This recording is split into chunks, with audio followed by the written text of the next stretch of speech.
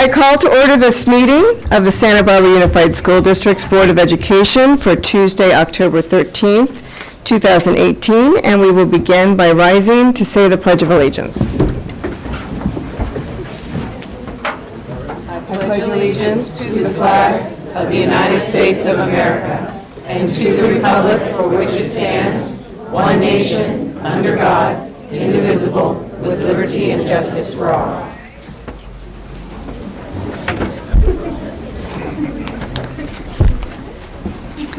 Tenemos interpretación al español por si alguien gusta escuchar la presentación en español. ¿Me puedo llevar unos audífonos? Thank you, and we have headsets for the hearing impaired, so if you need one, please let us know. There are no announcements from closed session, so we'll move on to the superintendent's report.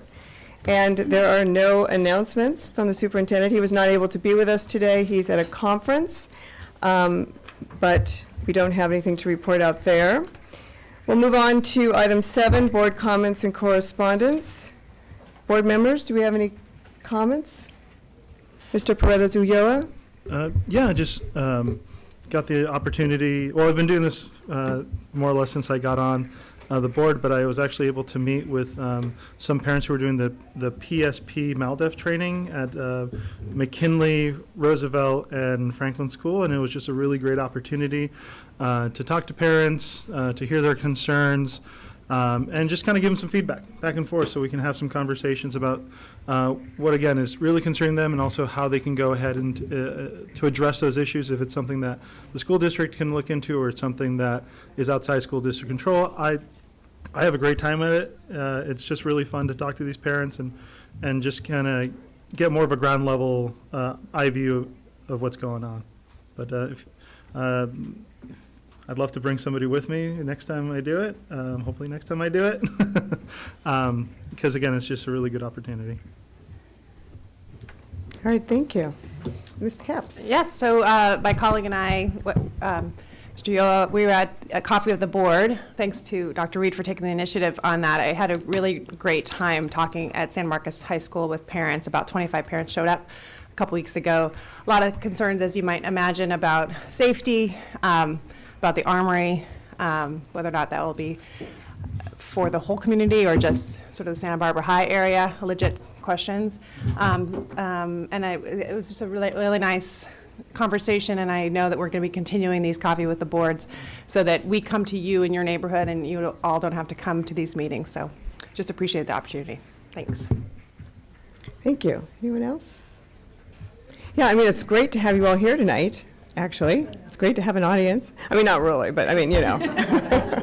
It's great to have public here to see what it looks, you know, what happens at a board meeting and also to be a part of it. So we appreciate you being here. There is going to be another coffee with the board, and it will take place on Friday, November 16th. It will be at Monroe Elementary. And so I will be attending this, and I know that all of the board members are chomping at the bit to be at this with me, but they'll be letting me know officially, and we'll let you know. So moving on to public comments, non-agenda matters within jurisdiction of the Board of Education. Ms. Simsmoen. Okay, so we have 4 speakers. I will call you up. It is Lucrecia De Leon, okay, to be followed by Cody Giddens. Hello, board members. Thank you for your time tonight. I am here to represent the parents of Roosevelt as well as the Green Committee. The last time I spoke, I was requesting the assistance to integrate composting on site. And this time I'm going to be requesting the integration of renewable energy in the form of solar panels. The specifications I want to overview is just the cost savings that would be associated with this. And a case study or example would be Santa Maria High School District. Added 4 solar sites on site, saving over $140,000 per year, the projected is $7 million over 25. An additional example would be the Oxnard Union School District. They were solar 8 years ago, completed energy and water efficiency projects at the savings of $430,000 per year. I also want to highlight community resilience. As Santa Barbara is at the end of the Southern California Edison's transmission lines, it makes it vulnerable to power outages such as natural disasters as fire, earthquakes, mudslides. Not only do we have those possibilities, schools plays an important role in being a safe haven, such as the Thomas Fire evacuation zones. I believe the solarizing our schools is not only a first step in making them more resilient, but also being a leader to the community in renewable energy, as well as a future disasters as the core of the community. And finally, I just wanted to talk about a message that I would give to our students in integration of the STEM programs. And that's basically what we are hoping to have your ruling on, or if we could, how we as a community or a school district can walk alongside you, whether it be writing the grant writing process. And that's it. Thank you so much for your time. Thank you. Thank you. Cody Giddens, to be followed by Ellen Hunter.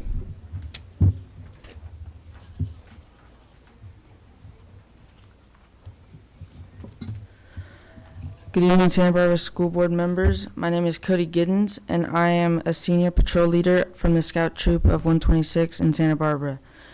We are here tonight to observe your meeting as a part of a requirement for the Citizenship and the Community Merit Badge. On behalf of the entire troop, I would like to thank you for having us this evening. Thank you. Ellen Hunter, to be followed by Caroline.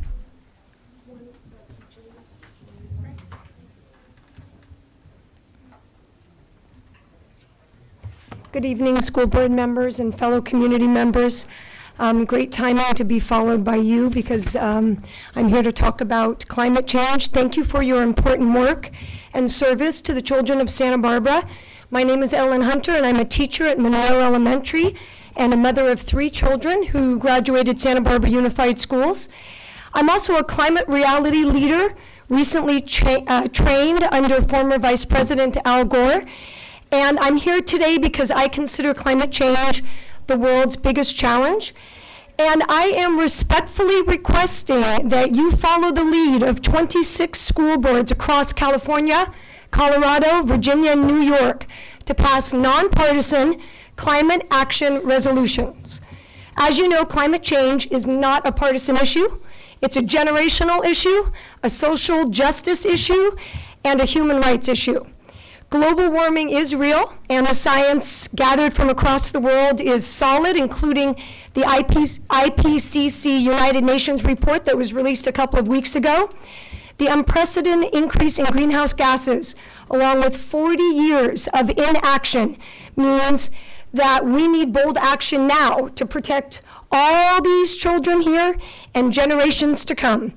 We witnessed with our own eyes here in Santa Barbara the devastating effects of climate change during the Thomas Fire, and of course, the horrifying mudslides in January. We have the tools and technology to do this. What we lack is the political will, and so I encourage all of you, as elected officials, community leaders, and advocates for these children here, to support a nonpartisan Schools for Climate Action resolution in defense of our current and future students. Your bold actions on climate change today will make a difference for future generations. After all, we are mandated reporters. No educator or educational institution has to be a silent witness to the generational neglect that is taking place in our country on climate change. Santa Barbara has a history, an inspirational history, of fighting for equity and justice for all students. By passing a climate action resolution, you're making a bold statement about our moral imperative to protect our students. If you do, other school boards across the country will be inspired. It seems so obvious and so perfect for schools to be the ones to speak out in the face of this threat to our future generations. Schools are the heart of our communities, and we should be the ones to break the silence. So I thank you for your courage, your common sense. Passing this resolution will show that you deeply do care about these children and that you know that you need to protect them. Thank you. Thank you for your thoughtful work. Thank you. Caroline?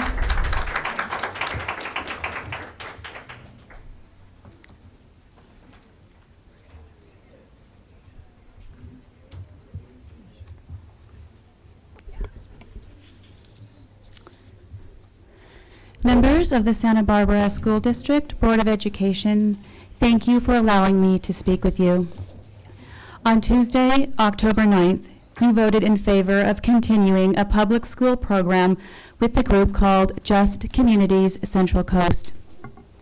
This school program contains ideas of white people as privileged and oppressors who perpetuate systems of oppression against the targets which the program calls people of color. Ideas like this do everything to cause division where there should be unity.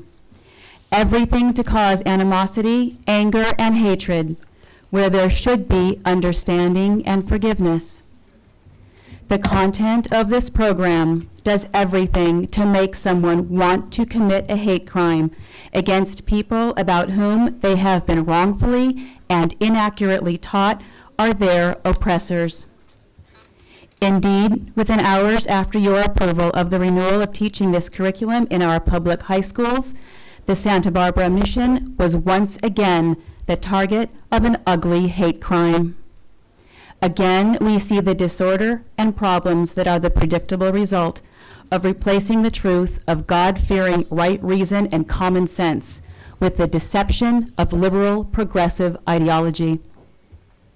Members of the Santa Barbara School District Board of Education, please consider this perspective on the controversial issue of the Just Communities program in our public high schools. This program hurts our students, damages our community, and weakens the foundation of peaceful coexistence in our country. Please stop your support of this program because the hearts and minds of our students are the future of our country and our nation's most precious and valuable resource. Please realize that the young minds of our high school students are very vulnerable, suggestible, and easily influenced. For this reason, we must be extremely careful that we put rightful, correct, and helpful ideas into the minds of our students.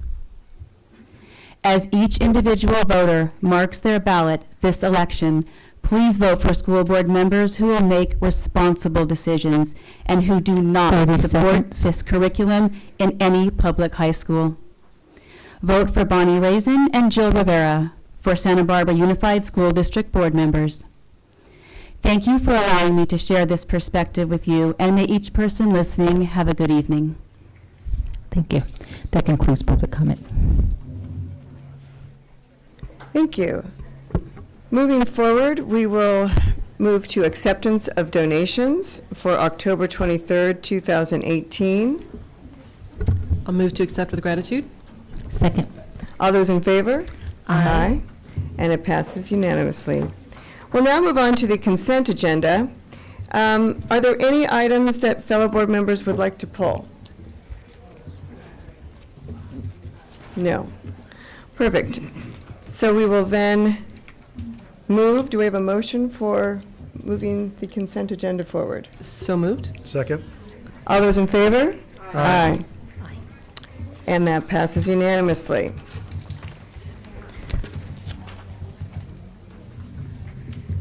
We'll now move on to our action agenda item number 1. Board action on student discipline, Education Code 48918, case number 201819-05. Just sorry. It's loading up.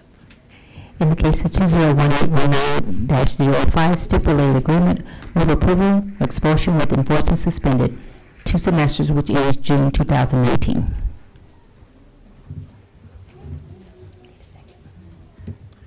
Second. All those in favor? Aye. And it passes unanimously. So we're going to skip number 2.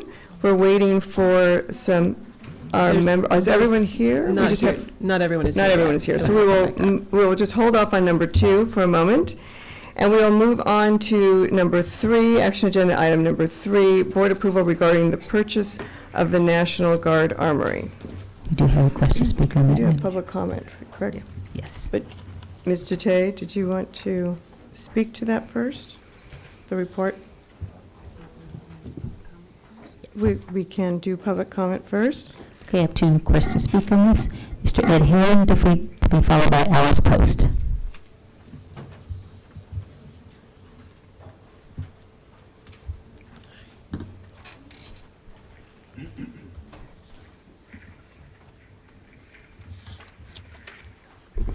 Thank you, Meg. Thank you. And Jackie and the rest of the board, thank you. It's nice to be here in this position and not up there, I can tell you that. You know, I've written to all of you about my position on the Armory, and I go back to my campaign statements back in 2016, where I was very much in favor of purchasing the Armory. At that time, I made it very clear that boards of the future will make the decisions on these type of things, and I trust them implicitly that they'll do what is best for the school district and the community. At that time, I thought that, and I put in public writing, that it'd be $10 million for the purchase and $10 million for the development of the property. Those numbers, I said, were an educated guess, arbitrary, but it was the best at the time that we could come up with without knowing what we're going to do with the property. We still don't know what we're going to do with the property, but we do know it's going to cost more than $20 million. At least that's, from what I understand, from what I've read in the paper and Newshawk and those things, it's going to be more than $20 million. So the big question comes, where's it going to come from and how long will it take? I know it's not going to come from your budget. You know, it may come from Measure I by shuffling money around if there's savings. But there's over, I think at the time, Ms. Parkin can tell me, I think there were $800 million worth of projects that this board needs. So any money that comes from Measure I towards the Armory, in addition to the $20 million, will come at the cost of those other projects. So it's nice to say we're going to make some savings. You know, at one point, it was floated to take $5 million from the Armory and put it towards Peabody Stadium. And that $5 million in the budget was for Phase 2 of Peabody Stadium, which is, at this point, I don't think is even in the budget. And so you can move money around, but the bottom line is, and as I've said, you guys make the priorities and you'll spend the money. But I think it's only fair to say that it might be a very long time before that property is used. I think Ms. Parker quoted it be several years. It's not going to be in my generation, I don't think, or my kids. It may not be in your life on the board. So you're making a decision tonight that's going to, some board in the future is going to have to live with and make decisions.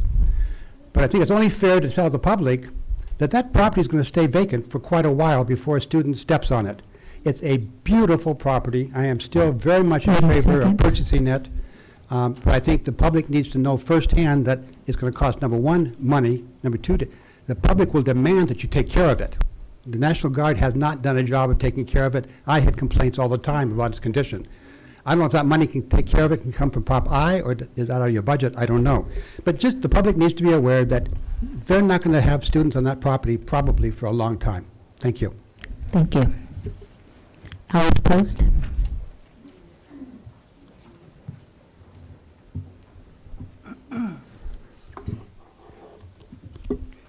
Good evening, members of the board. I'm going to quote from the Bible. To everything there is a season and a time for every purpose under heaven, a time to break down and a time to build up. I'm here to tell you that I support the purchase of the Armory very enthusiastically. It's a refreshing moment of building up after many decades of tearing down. And it's a rare event. So very rare. I was very involved as a parent and a community advocate for neighborhood schools in Santa Barbara starting about 20 years ago for a period of about 5 or 6 years. But I haven't been involved in board issues for a long time. But I was on the chair of a group called Citizens for Neighborhood Schools, and one of our 5 top priorities was the acquisition of the National Guard Armory. And it's just so exciting to be here tonight to see this happening 15 years later. And purchasing of school buildings is not for the faint of heart. It takes years and decades, sometimes for something like this to happen.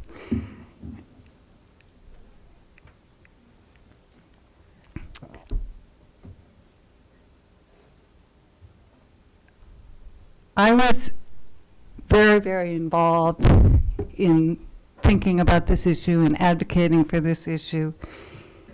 And I want to point out that there's a lot of people here tonight, and I don't think very many of them are here to talk about the Armory.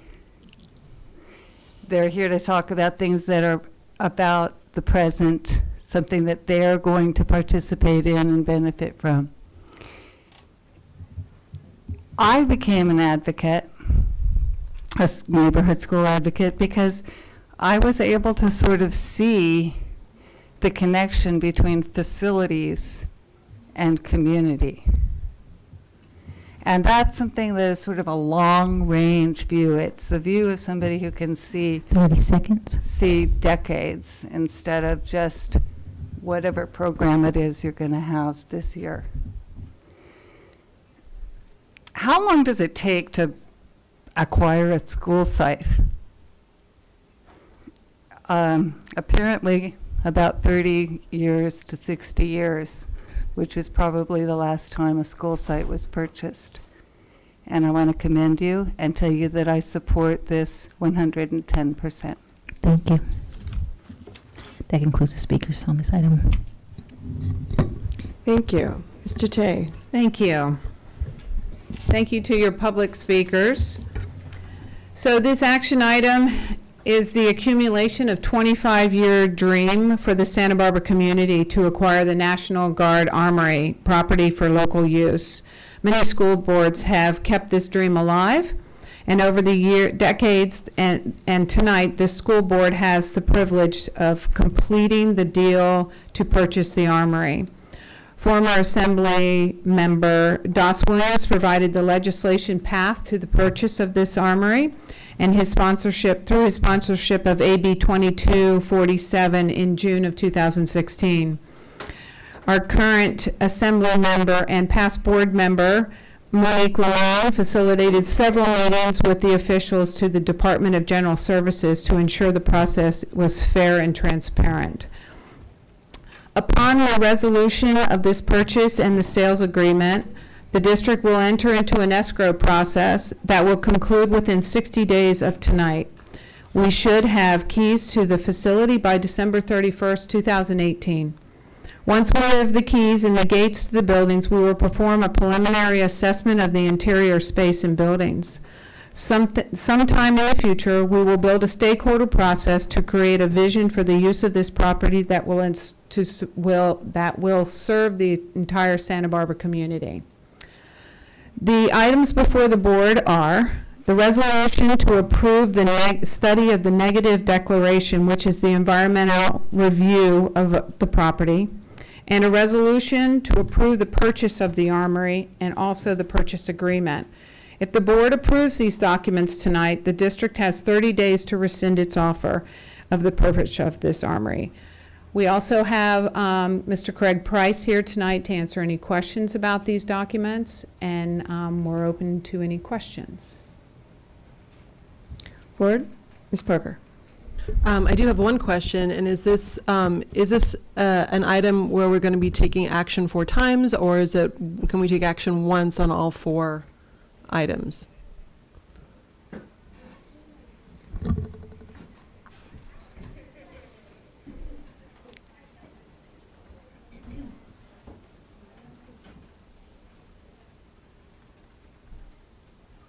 Thank you. Good evening. I would recommend that you first take action on resolution that ends in number 19. And then, I'm sorry, let me back up. That's correct. My package, the first resolution, even though it's chronologically out of order, is 2018-19-20. That's an education code required resolution. I'd recommend that you first take action to approve that. You want to do them one at a time, or do you want me to go Well, through we're them? gonna talk about it before we take action. I just Okay. wanted to be sure, I And just wanted the thereafter, list. The resolution that ends in 19, and when you approve that resolution, I would recommend that the motion state that in approving the resolution, that the board adopts the final initial study negative declaration for the project, and, per the last paragraph in the resolution, does hereby approve acquisition of the Santa Barbara Armory and authorizes and directs the superintendent to enter into the purchase and sale agreement. Now, one suggestion, since Mr. Matsuoka is out of the area tonight, I would suggest that you indicate that the superintendent or his designee, Meg Jate, be so authorized. So for this one, it'd be very helpful to have this open as we make the motion, okay? And then does it matter what order we do the other two? There's the two resolutions, and then there's the negative declaration, and then the purchase decision? Now, one of the resolutions covers All of that? covers both the mitigated negative declaration and the authorization to approve the purchase and sale agreement. So we It's- only need to approve those two resolutions. So you only, that's right, it's two-stop Perfect. shopping. Awesome. Thank you, Mr. Price. I'm sure we'll be coming back to you. And then the mitigation. I just wanted to say I appreciate the public comment that we've gotten on this, not just tonight, but also the emails that we've gotten, the public comment that we've gotten over the years, and also the public comment that Ms. Capps and Mr. Paredes Ulloa referred to from San Marcos parents, and the importance that that the Armory be used for a broad community purpose and not just a localized community purpose. That has always been the intention of this board through history, and then very practically as we moved forward with the bond resolution. And I know that it's in the intention of this board, and I hope that the community will hold boards of the future to account on that as well. This is intended as a property to benefit the entire South Coast and not just anything that's near Santa Barbara Junior High or Santa Barbara High School. I really appreciate Mr. Herron's comments on the fact that this is not a site that we will be able to use immediately. And in fact, it may be many years before it is safe for students to be on that property because it will cost that much money beyond our budget, our current budget in our bond to make it easily accessible. I'm hoping that we can stabilize it, but that I hope the public understands that this is a long-term, as Ms. Post put, visionary, seeing it over the decades purchase. And in that sense, it really is miraculous that we're here. It has been such a long, long time coming. And I appreciate concerns that members of the public have raised about the costs that will be associated with it. What I circle back to is a long, long time ago, I was the PTA president at Adams School. And I remember looking in the news press from 1954 because I was looking for information on the history of the opening of that school in 1954. And the news press at the time also had an article about a big purchase that the Santa Barbara City Council had just voted for. And that was to purchase the McKenzie Park, what became the McKenzie Park property from the Army. The Army at that time owned it wholly, not just the little section that's the Army Reserve, and they wanted to sell it for the outrageous sum at the time of $25,000 to the city, which was felt extortionate to the city. It really did. It was a lot of money at the time and felt very overpriced, and it was a split vote. And it passed. And I look at it over the years where we go, well, where would this, the north side obviously needed that, even though there were council members saying, why does the north side need a park? They have Oak Park, that's enough. And so I really look at this purchase in the same vein, that this is something that it might be, 20 or 30 years from now that people will go, my goodness, there was even a chance that school board might have let this go. And so I do see it in that light, and I think this is a very important purchase, not just for the students of this community, but for everybody in this community. And I think it will benefit us all. And so I definitely will support this when it comes forward. Thank you, Ms. Parker. Ms. Capps? Thank you. I like that you used, Mr. Che used the word privilege, because that's the feeling that I have right now of being able to vote on this after I was sitting around the family dinner table last night talking about how long this has been in the public conversation in the community of Santa Barbara. And I appreciate that we have Dr. Ebenstein here, who, along with many others, but really you have been leading this charge for 25 years. And for this, for me as a board member in 2018, to be able to do this is a privilege. I appreciate our speaker who said this kind of purchase is not for the faint of heart. We take these numbers very seriously and understand what we're getting into. You might not hear a lot of questions tonight because staff has done such an excellent job of keeping us up to date as this process has gone on. Our lawyers and facilities directors, et cetera. So I as a board member feel very eyes wide open about what this situation is with the Armory, and that it is such an amazing opportunity, a down payment for the future, I believe, with some challenges, with some very severe environmental risks, and we're not going to put students at that risk until we know that it's safe. That's our obligation. But even while it is not easy to swallow that kind of price tag, this one is somewhat easier in the sense that we told voters that this is what we wanted to do and put that question on a ballot. And people overwhelmingly in this community voted yes. So I feel a responsibility to follow through of all things. We have such a clear direction on this one. Many decisions we make up here, we don't have that kind of clear direction, and our job is to be a voice for the community here for the school district. So when we went to the voters in 2016 with this bond measure, I can tell you, talking with folks around going door to door and having events and whatnot, when we talked about the fact that the Armory would be part of this bond measure, that was such a selling point. And so I feel as though, again, it's a privilege to be able to carry through on the legacy of 25 years of organizing around such an opportunity, but also to then make good on what we told the taxpayers that we were planning on doing with this funding that they are turning over every year to our funding. So I look forward to supporting this, and I know decades from now, when we drive by and when we use it, and I want to echo what Ms. Parker said, this is for the entire community. This is not for one neighborhood or a couple schools. This is for the entire community, and I know, years from now and decades from now that I'll feel such a sense of pride, and for that I feel privileged to be able to take this vote. Thanks. Mr. Paredes-Uguera? I can't speak as eloquently, as beautifully, and thoroughly as my fellow board members, but one thing, and I know it's years out, but one thing that I'm really excited about with this project is it is going to be responsive to community. This is a huge responsibility for us as community members. I may not be on the board when this finally comes to design, but it is up to us as community members to come to the board meetings, to sign up for the council, however it's going to happen, to bring our input and make sure that this is a space for us, for our students, whether that's our grandchildren, our children, our great-great-grandchildren.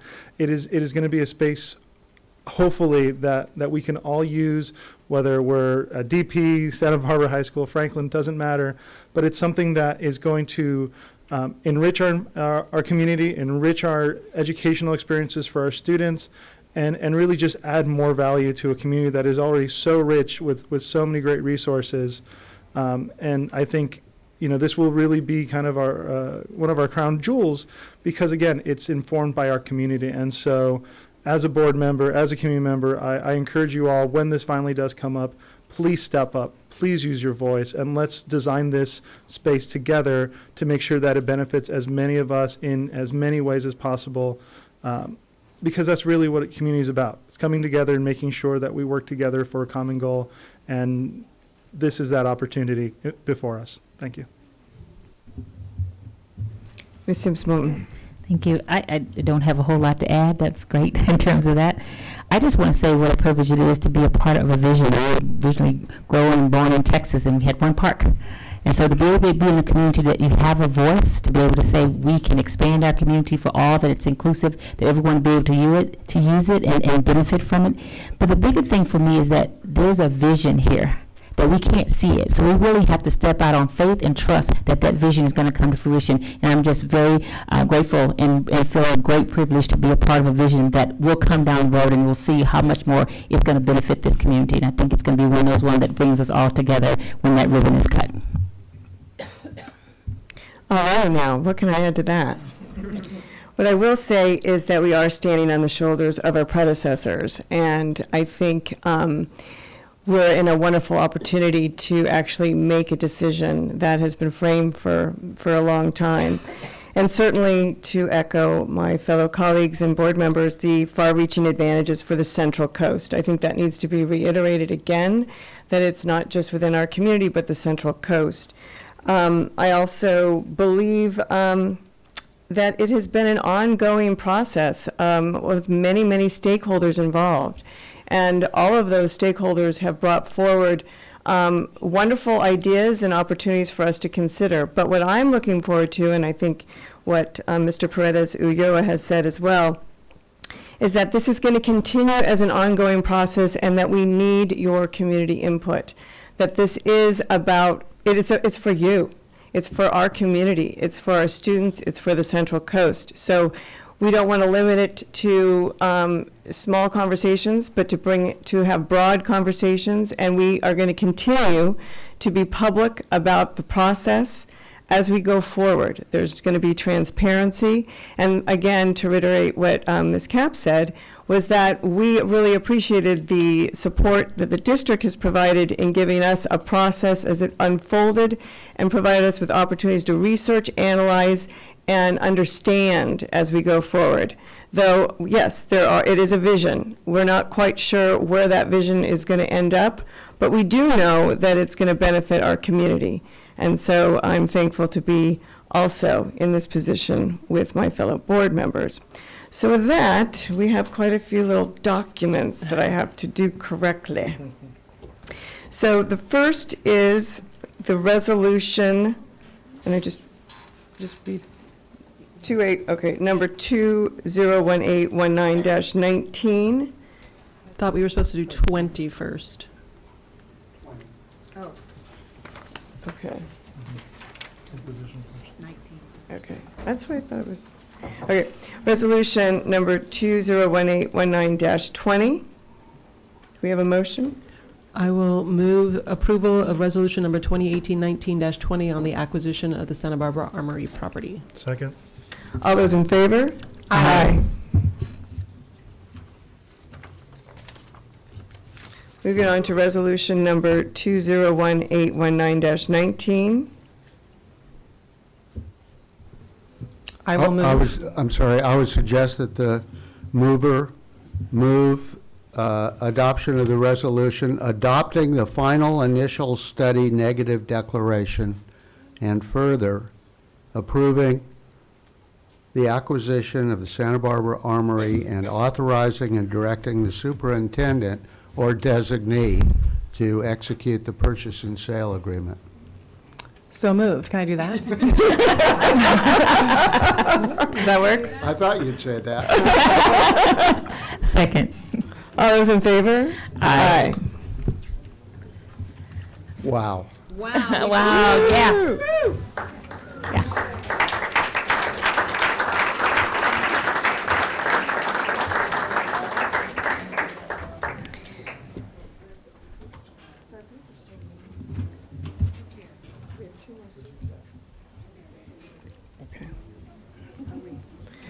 All right, I think we're going to end. We're going to close public comment for this evening, yes, for all items. So we're going to backtrack to action agenda item number 2, board approval of resolution number 2018/19-18, the naming of La Cumbre Junior High's Theater, Joanne Keynes Theater, and we're going to head with public comment. We don't have any public comment. So we're going to go ahead, Mr. Tay, did you want to? Yes, another. We do? Page 10. That's H10? I have H10. G2. G2. I have G2. Oh, G3? Have public comment. Who wanted to have public comment? Did it come to me? Do you have any comments that say Canes on it No. for speakers? I think that Mr. Rouse just handed them to you. Is that the last one you just gave to me? Yes. Okay. Assume it was under H2. Okay, come on up to the podium. I'll get your name in a minute. Okay, G2. Have Annette and Doug Canes and family. Thank you.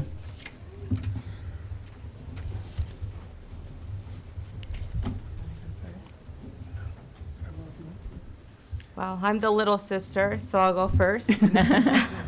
I'm Annette Canes. I'm the daughter of Joanne Canes. And I can't say how much of an honor it is to be standing in front of all of you and the board, and even considering this possibility of making my mother's home her actual home. Kate Parker, also my jewel, I call her, has always been a part of our family, and we're so proud of our mother and all she's done in her decades for the community. And even to this day, we still receive love, emails, hugs, and we're very honored to hear that this could even be a possibility for the future.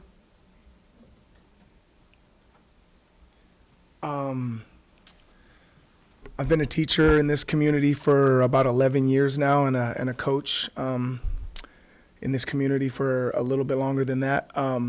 My mom taught me how to teach. She taught me that I didn't have to be a teacher to teach. She showed me what it looked like to be a leader. You know, as I was sitting in the front and reading the mission statement, you know, it's something I grew up with, you know, the idea that she is always ensured the educational success of all students through high expectations, even when those students don't want those high expectations.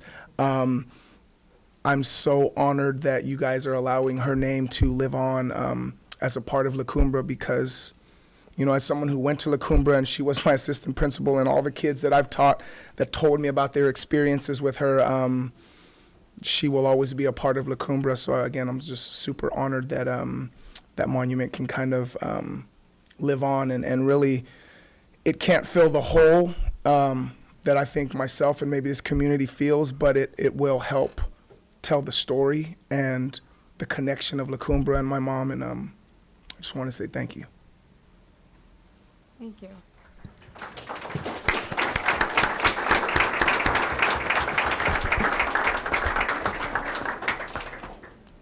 So this is another exciting event that we're having. Not only did we just do the Armory, but now tonight we are here to approve the resolution naming La Cumbre Junior High Theater after Mrs. Joanne Canes.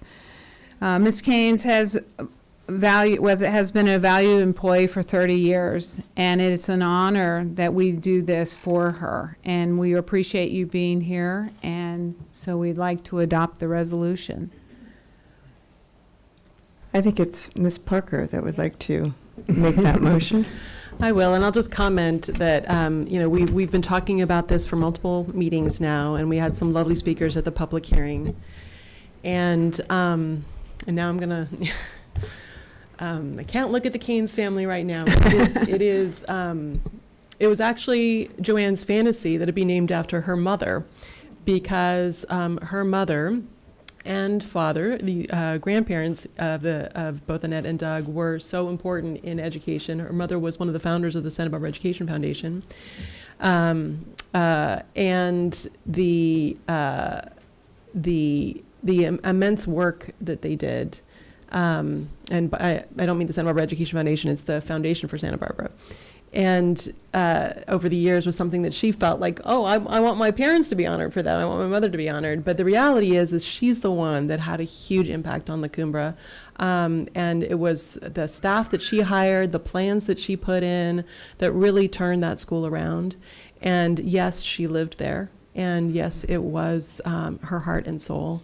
And she loved the theater more than anything, and was so proud of the work that was going on there. And so with that, I I do think it's very appropriate that we name this theater after her. And I look forward to, I think it will actually make the theater have more of an impact in the community to be a named theater instead of just the La Cumbre Junior High Theater. So I look forward to having many events at the Canes in the future.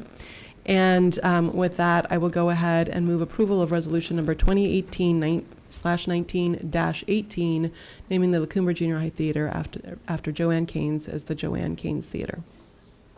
Second. All those in favor? Aye. And it passes unanimously.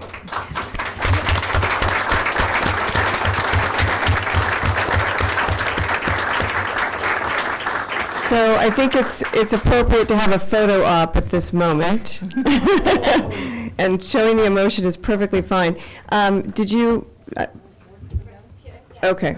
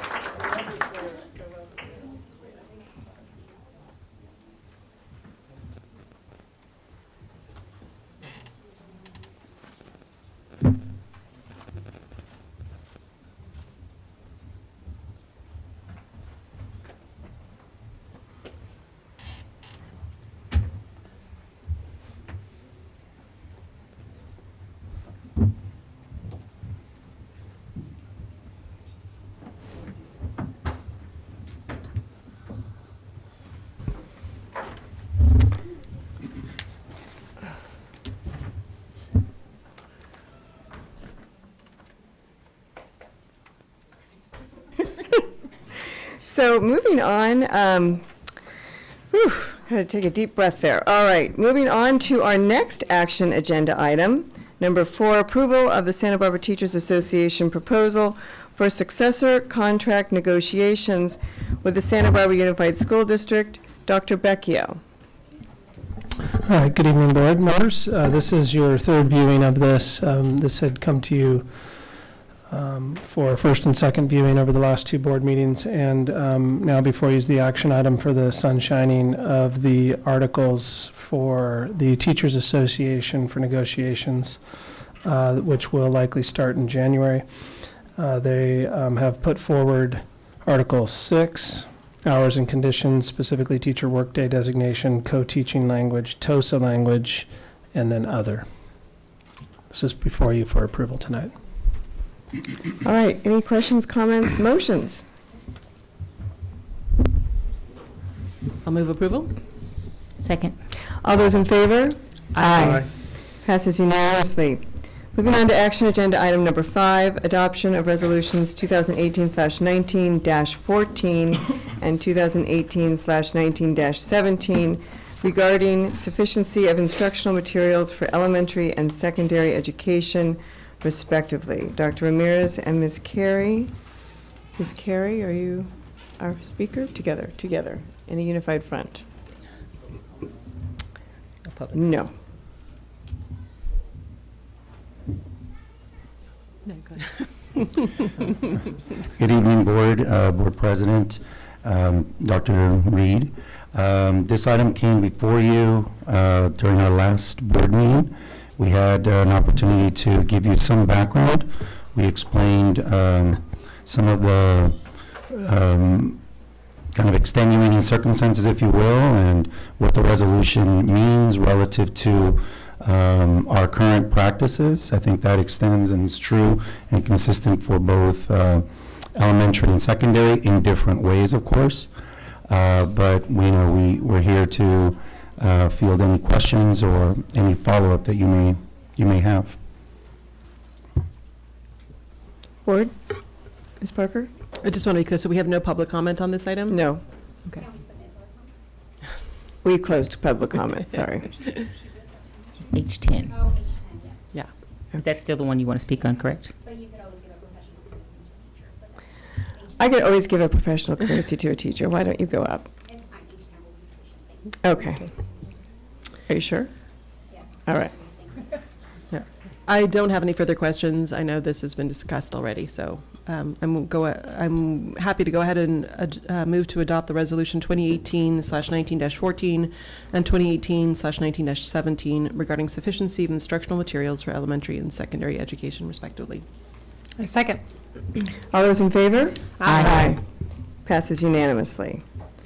So we typically take a 5-minute break, which I think will be perfect because we have quite a few public comments. We will come back in 5 minutes to continue on with our report and discussion agenda. Thank you. We've made a few changes just to facilitate and make sure that we can hear all of our public speakers. We are actually going to be removing from the report discussion agenda for this evening numbers 8, 9, 10, and 11. But we will have a public comment on number 10, first reading and discussion of 4 board policies in Series 6000 instruction. And we will just have a 3-minute public comment before we move forward. Good evening. Thank you, President Reed and the board. I'm here to speak to you guys on behalf of the board policies in the 6000 series, which is instruction. And I've been researching a lot of the board policies across the state and looking at their dashboard and seeing what impact those policies may have on instruction. And as you know, in our classrooms, we have been dealing with a lot of different issues around curriculum.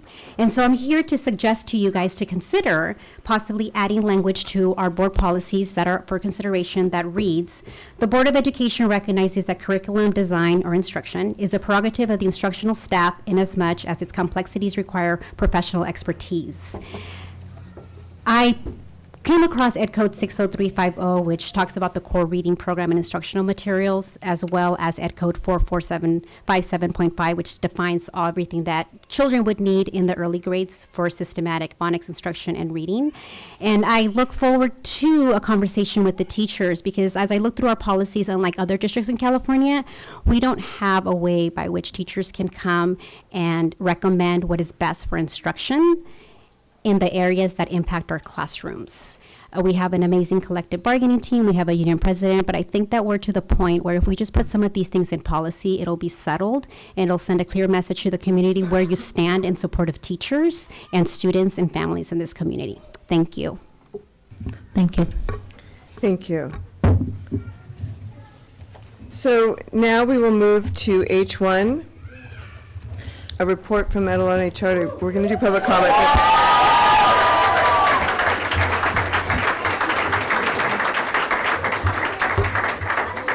We're going to start with public comment, but it's regarding a report from the Adelante Charter School Board.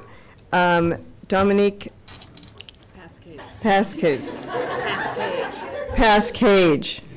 Adelante Charter School Board's president, and Dr. David Batista, director of Adelante Charter School. Sorry about that.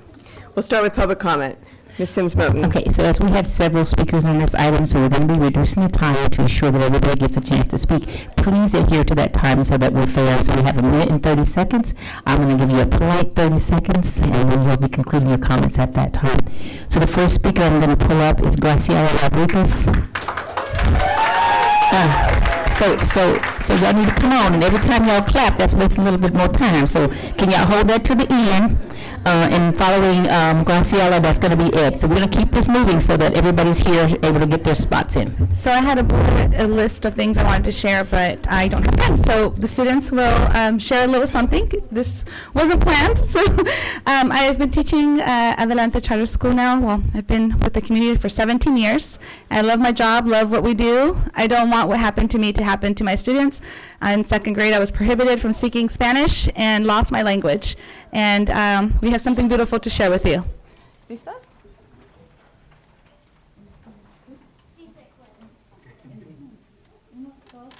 En este mundo tan lindo y tan grande, yo soy único, yo soy especial, llena de amor y de inteligencia.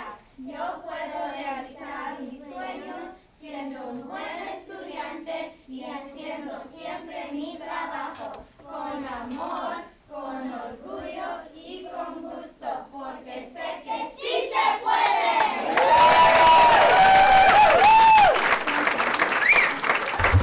Thank you. Ed Heron, to be followed by Georgina Hostel. That's you, Ed. I think you like that spot over there, Ed. Thank you for putting two things on one night that I'm in love with, and I won't have to come back for another couple of years. It was just real fast. It was eight years ago that this room was packed in the same way with Adelante that it is now, only then it was in survival mode. What can we do to save Adelante? It wasn't Adelante then, but what can we do to save it? And fortunately, Ms. Parker, on a 3-2 vote, we saved it to give them about 6 months to solve about 50 issues. And they were not easy issues. And with diligence, they came back and fulfilled those issues, and it finally was voted on 4-1 to continue Adelante. I was fortunate enough in 2016 to be asked to speak to the graduating class, which was the first class under Adelante that went through all 6 years. And I'd just like to read what I said because I think it's appropriate tonight. Do you really know how special you are? In our schools, 775 students have graduated from 4th grade this week. You are the only ones of all those students who are graduating as bilingual and bicultural. What a tremendous gift and blessing you have received. Please continue to speak, write, and read in both Spanish and English. Knowing 2 languages in today's world will give you tremendous opportunities and will be a great benefit as you go through life. Don't leave it behind as you continue with your education. Search out those classes that allow you to continue to use your Spanish. You will be forever thankful. Going to kindergarten to 8th will fulfill that dream to give these kids a better opportunity with their language. So, now, Ed, you're supposed to set the example now. 30 seconds. You're supposed to be setting the example. So you got to keep it moving. Come on, Ed. I've been through this. I don't know what the solution is, but Adelante is a dream come true. And I was liaison for 6 years, enjoyed every one of their meetings, worked very hard on their behalf, and they taught me so much. So whatever it takes to be successful with this group of parents. And by the way, 8 years ago, it wasn't. No, Ed, you really taking advantage of my kindness right now. I'm saving you time. No, you're not. 8 years ago, it wasn't clapping. Those of you who were here, what was it? No, it was quiet like this. That was the most impressive thing I thought was fantastic of the parents. So tonight, do the same thing. Just wave. Oh, thank you. Do not follow that example he just set. So I need Georgina and I need Elise Rubakova.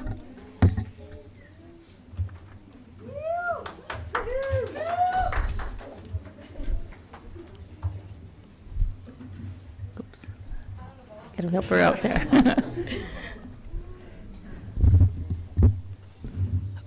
Lo voy a hacer en español, entonces sí lo pueden traducir, ¿verdad?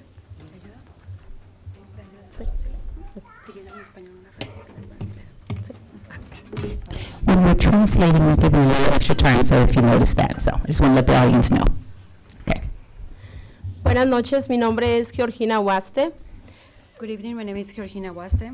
Soy la mamá de 3 hijos. Tengo 2 hijos que han estado en Adelante y ahora están en Junior High. I'm the mother of 3 children. 2 of them have been in Adelante and 1 in junior high. Uno más está ahí y me siento muy orgullosa de que siga ahí mi hijo. Y si tuviera más hijos, los volviera a poner ahí. 1 more children right now is still remaining in Adelante, and in Adelante. If I still have more children, I would love to put him in there still.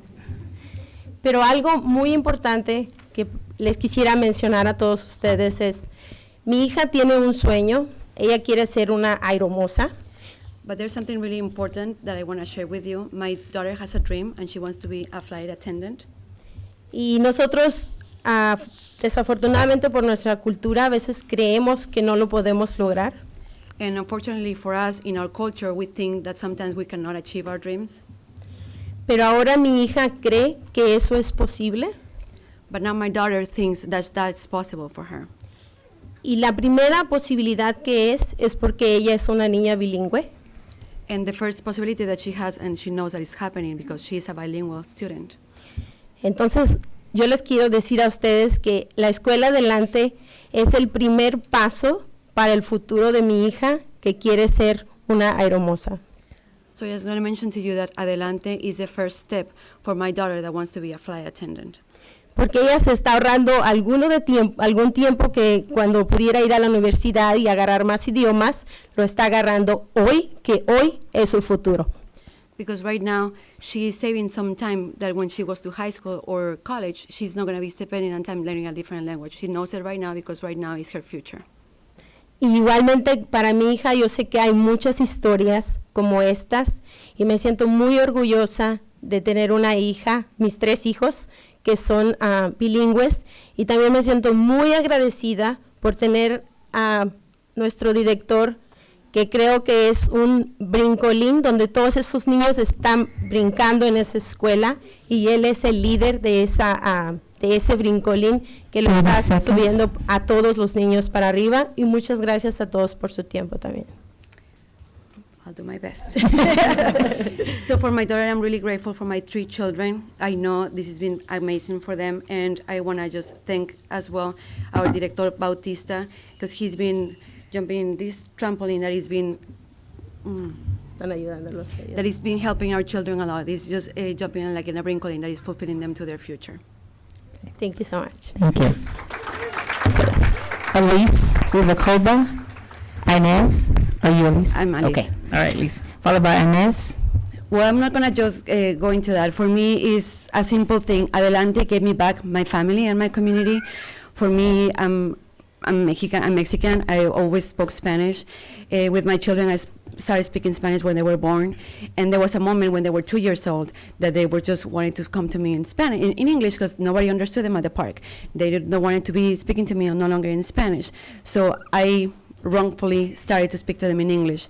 And then there was no going back. It was like, Mommy, why are we going to speak in Spanish? It's only the 4 of us crazy at home speaking Spanish, and there's nobody else speaking Spanish.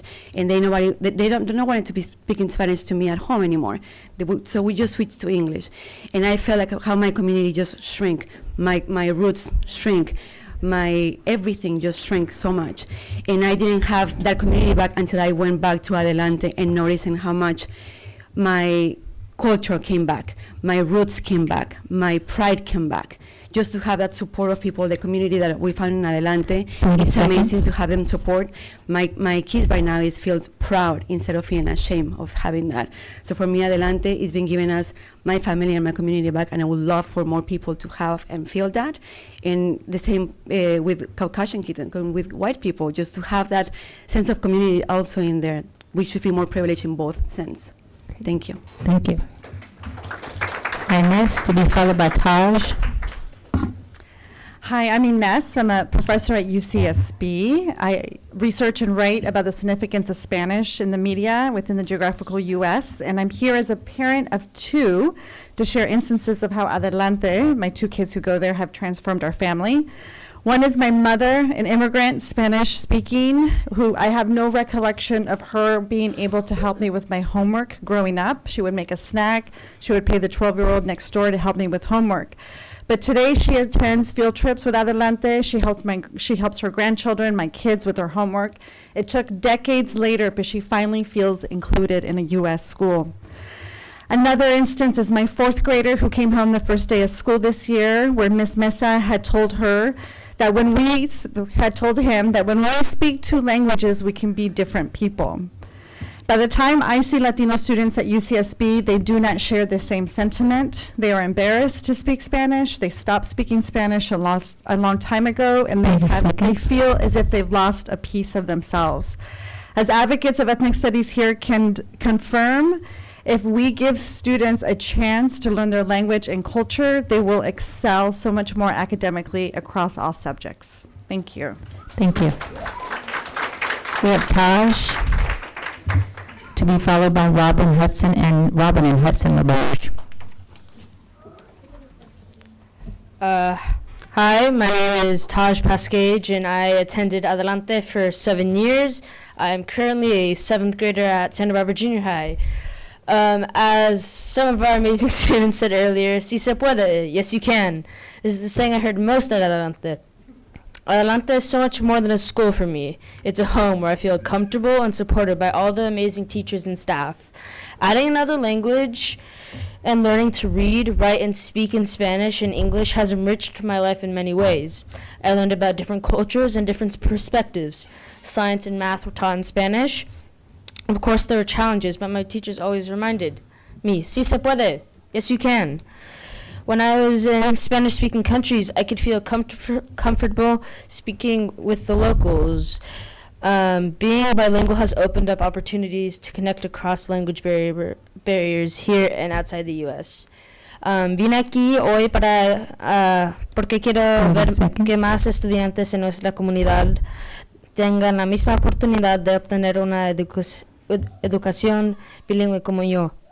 Porque sin eso no sería la buena persona que soy hoy. Thank you. Thank you. Robin and Hudson LaBerge, to be followed by Christina Humphreys.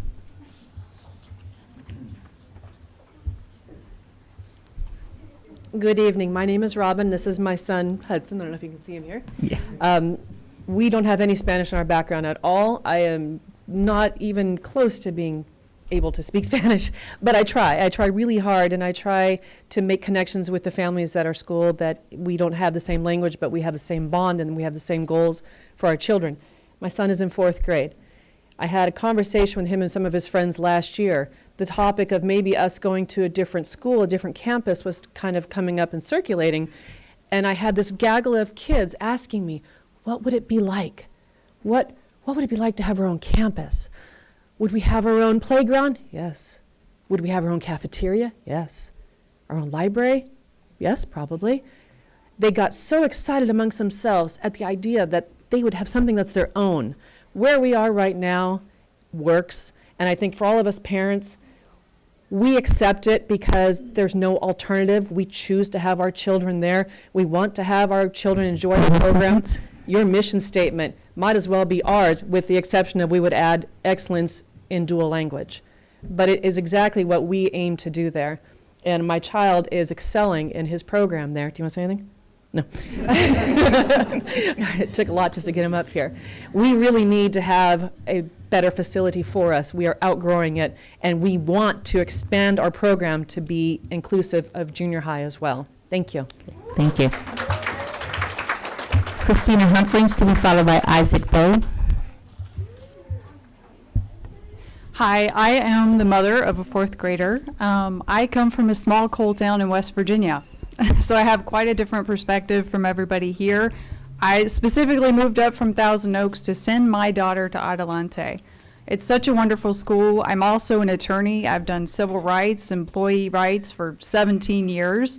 To me, for my daughter and raising her, it was important for me to immerse her into a school and a different culture than what she's grown up with, and to know another language. One of the concerns, because I want to be very brief, I could speak all night long about how great Adelante is that I don't want it to stop at 6th grade. And I've been thinking, what am I going to do after 6th grade? I want my daughter to have the ability to develop a mastery of the Spanish language like English-speaking students do through 12th grade. And so I've been thinking about this, and when I heard that Adelante might expand through 8th grade, I thought that's a great opportunity. And we'll be back eventually for high school. Because we're going to take this all the way through, because Santa Barbara needs a bilingual program that goes all the way through high school. Isaac. Hi, my name is Isaac, and I like Adelante because it's a bilingual school, and we do really cool experience, and the teachers are the best. They also are so friendly, and also we do the best field trips in the world. Thank you, Isaac. All right. I have a name, but I have no idea. So I'm gonna, is that you? Okay. Can you pronounce your name when you get that so I'll know the next time? It will be followed by, to be named at this point, Brianna Aguilar. Hello, my name is Xochitl Mendez, and I am a proud active parent at Adelante Charter School. As I was thinking about what to talk about today, so many memories flooded my mind of the special moments shared at Adelante. I have been a part of the school as a parent for 7 years and still have 5 more years to go. So believe me when I say I'm committed. Anyway, getting back on track, what does Adelante mean to me as a parent, and what does bilingual education mean to my children? As a parent of Adelante, I have seen how amazing, caring, and loving every single teacher and staff has been. I feel safe every morning I drop my kids off because I know they are getting excellent education. Let me find myself. Our director greets every child at the door every morning, which has helped create a relationship with every student and parent. That's one of many reasons our school is unique. We create relationships, we create a community where everyone has a little to give.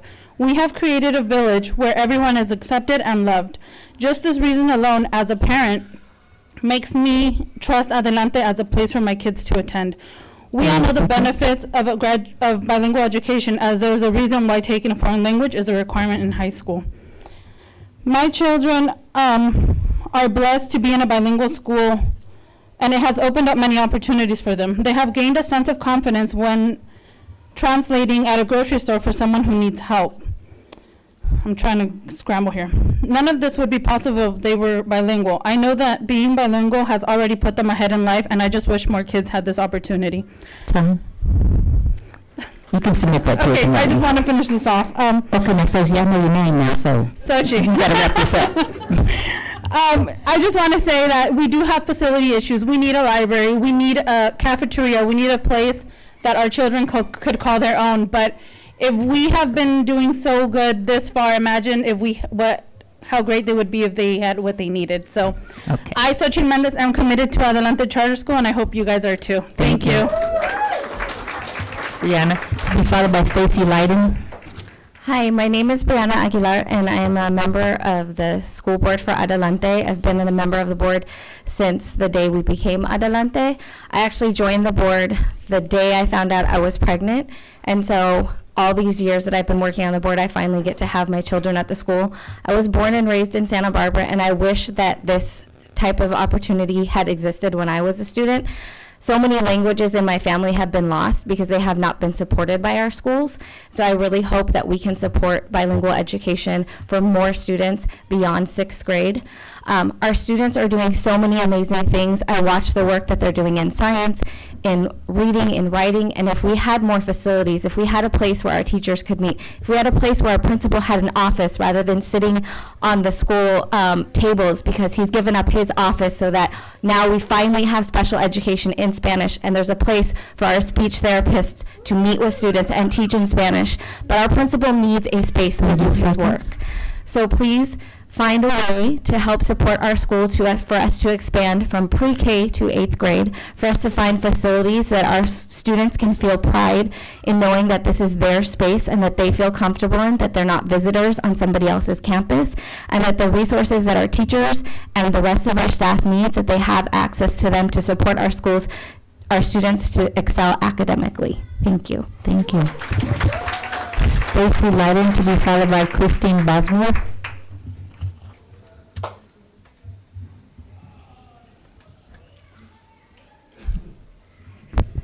Good evening. Thank you for hearing us tonight. My name is Stacy Lyden, and my daughter here, Samara. She's in 1st grade at Adelante's charter school. I wanted to tell you about everything she's learned, but I'm going to skip that because all the kids at Adelante are great and they're doing wonderful things. And let you know that in my professional life, I'm the Associate Director of Scholarships and Alumni Engagement for the University of California Education Abroad program. I am not here today for that, but I wanted to let you know what I've learned from 13 years in international education. Every year, over 300,000 American college students study abroad to learn new languages and become familiar with different cultures. When I was at UCLA, I did the same thing. These are valuable experiences, but they are very, very expensive. Spending a year studying abroad can cost over $30,000.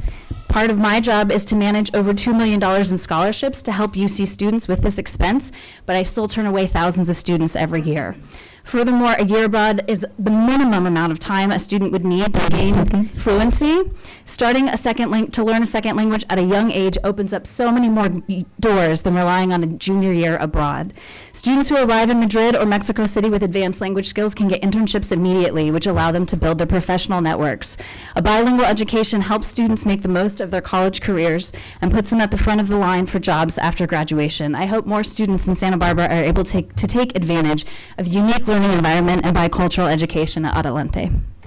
Thank you. Christian, to be followed by Jason Dominguez. Good night, my name is Christian Bosuel. This is my son, Borja.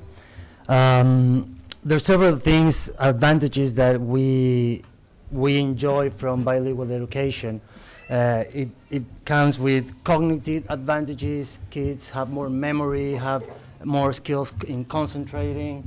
So there's a lot that comes with bilingual education. Integration and socialization in kids is very important. Obviously, all parents, we care for that, and this is something that bilingual education provides to the kids. This also, of course, helps with our culture. We do live in a multicultural culture, and this also is very helpful. Benefits also, and I have to say this, it also goes to economic benefits. You know, half the market out there is in English, but the other half is up for grabs. 30 seconds. I'm an attorney, I'm educated, I can testify to the academic excellence of Adelante, and I really, really hope that you do whatever it takes to give these kids and future generations the opportunity to to succeed and get their goals in this community. Thank you. Jason Dominguez, to be followed by Allison Ford. Hello, my name is Borja. I'm 8 years old.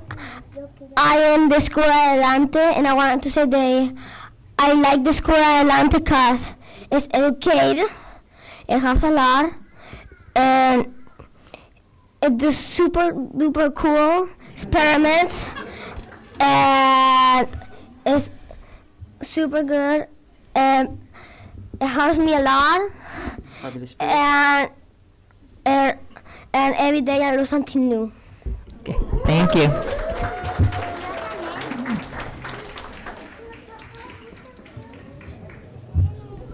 Thank you for putting me after the adorable 8-year-old.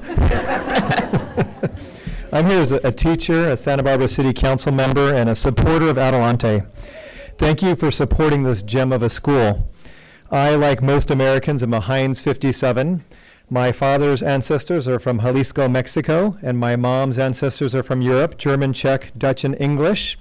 And I have had the task to learn all 5 of those languages. English was pretty easy. I grew up in public schools, but it was the German, Czech, the Dutch, and the Spanish that we didn't have dual immersion when I was growing up, so I've had to learn them through books and tutors and colleges and high school, and I wish I would have had more.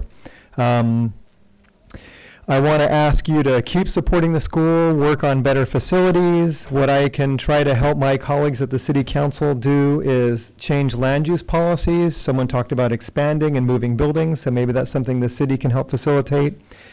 Please make the campus more sustainable, more solar. Anything you can do to environmentally improve its footprint would be great. And again, let me know if there's any way the city can help with permitting or anything like that.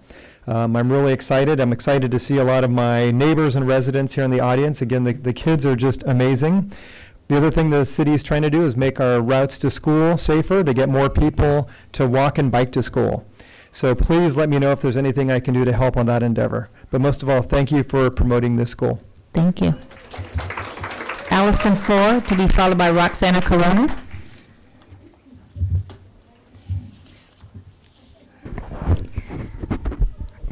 Good evening. My name is Allison Ford. I'm the mother to twin boys who attend Adelante. I grew up in California, was educated in public schools. I began taking Spanish as soon as I could and took it every year from junior high through high school. By the time I graduated from high school, I'd been studying Spanish for nearly a decade. By the time I graduated college. So when I began my teaching career, I got that job mostly because of my Spanish language credentials, but I found myself barely able to speak to the families that I was working with. All those years of study, in as much as study as I could get, wasn't enough to make me actually functionally proficient in Spanish. So when my boys began kindergarten at Adelante, they began speaking only English. And they've learned an amazing amount. Their fluency and ability in the language would put my whole college class to shame. Being bilingual is a gift for my boys, and it's something that's going to benefit them for the rest of their lives. And I want to be part of a community that gives this gift to as many children as possible. So I urge you as a board to work with Adelante and help us to expand our program. Thank you. Roxana Corona, to be followed by Holly Gill.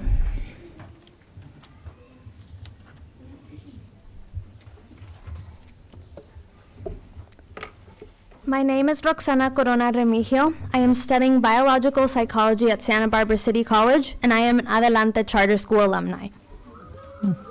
Not only did I graduate from Adelante Charter, but I also work with the AOK program. I take so much pride in attending a bilingual school. Not only has it enriched my educational experience, but I see how it benefits the students I am working with today. I earned my state seal of biliteracy. I get to help people in my community and benefit from it culturally. I was enrolled in Adelante Cesar Chavez at the time, so I would not lose my native tongue and stay intact with my culture. I remember in 2010 when Cesar Chavez was being considered to close down, my parents, my siblings, and my classmates feared that we would lose our school, our home, and our community. I see how important it is to every person here. Each teacher is so passionate about bilingual education, and I could not have seen myself growing up without it. This is why I'm here today, in order to help continue bilingual education until more students get to benefit from it. Our children are our future. Excelencia en dos idiomas. Sí se puede. Thank you. Howard Gill, to be followed by Jared Schwartz.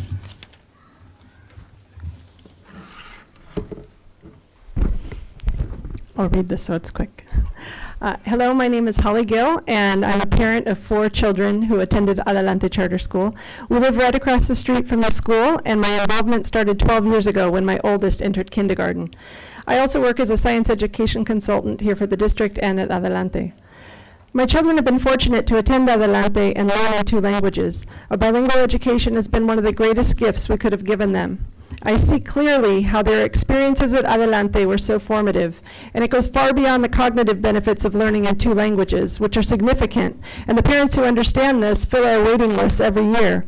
But it's much more than that, much more than just brain development.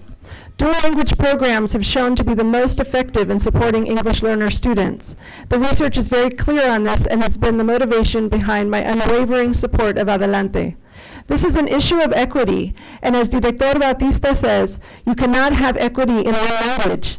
A recent study done at Stanford in partnership with San Francisco Unified looked at the effectiveness of dual language programs. The researchers identified a group of about 18,000 English learner students who entered kindergarten between 2001 and 2010. They followed their progress for 10 years. The results show that while students in English immersion programs like our local elementary schools perform better early on, which is what we see here, by the end of elementary school and into middle school, students in bilingual classrooms not only catch up to their English immersion counterparts, but they eventually surpass them, both academically and linguistically. It's a really big deal. This is about futures. This is about long-term flourishing of kids. Okay, thank you. To be followed by Amelia Aguil, final speaker. Members of the board, usually I'm here before you in my professional role, but tonight I'm here as the parent of 2 third graders at Adelante School. I've long been an advocate for dual language immersion programs, but it was always an intellectual thing for me. I was familiar with all the research about the benefits of language acquisition, about long-term effects on the brain, benefits economically for competing in the workplace, and more. But everything changed for me 4 years ago when my daughters started kindergarten at Adelante. They entered knowing how to count to 10 in Spanish and knowing how to say some colors. But watching them over the course of the 4 months go from speaking no Spanish to playing with each other in Spanish, switching back and forth between Spanish and English, struggle to think of the English word for something they could name in Spanish, it was a powerful and emotional experience for me. As someone who didn't start speaking Spanish until high school and who still struggles with very limited Spanish, it amazes me that my daughters are now equally comfortable speaking and writing in Spanish and English, reading Harry Potter in both Spanish and English, and how they are truly bilingual. 30 seconds. But most important and most powerful to me is that unlike many in our community who see English learners as a problem to solve, my daughters started their K-12 experience seeing English learners as brilliant, capable, creative students who they could learn from. We need more English learners to be able to benefit from dual language immersion program, but we also need more monolingual English speakers to have the chance to experience this kind of education as well. Thank you. Thank you. Mariela Gill, our final speaker on this item. Thank you. Good evening. My name is Mireya Gill, and I'm a junior at Santa Barbara High School. Since my time at Adelante, I have been enrolled in honors AP courses with many of my Adelante peers. I have attended Adelante Charter School from kindergarten through 6th grade. Adelante was unlike anywhere else I have been since. It is a true community, a family. I am still connected with teachers and students, and I know that if I walk through those gates any time, I will always be welcome there. But Adelante is not just a close community. I have benefited so much by learning in another language. It has opened doors for me. I'm able to communicate with others, with mi abuela, and for that I am grateful.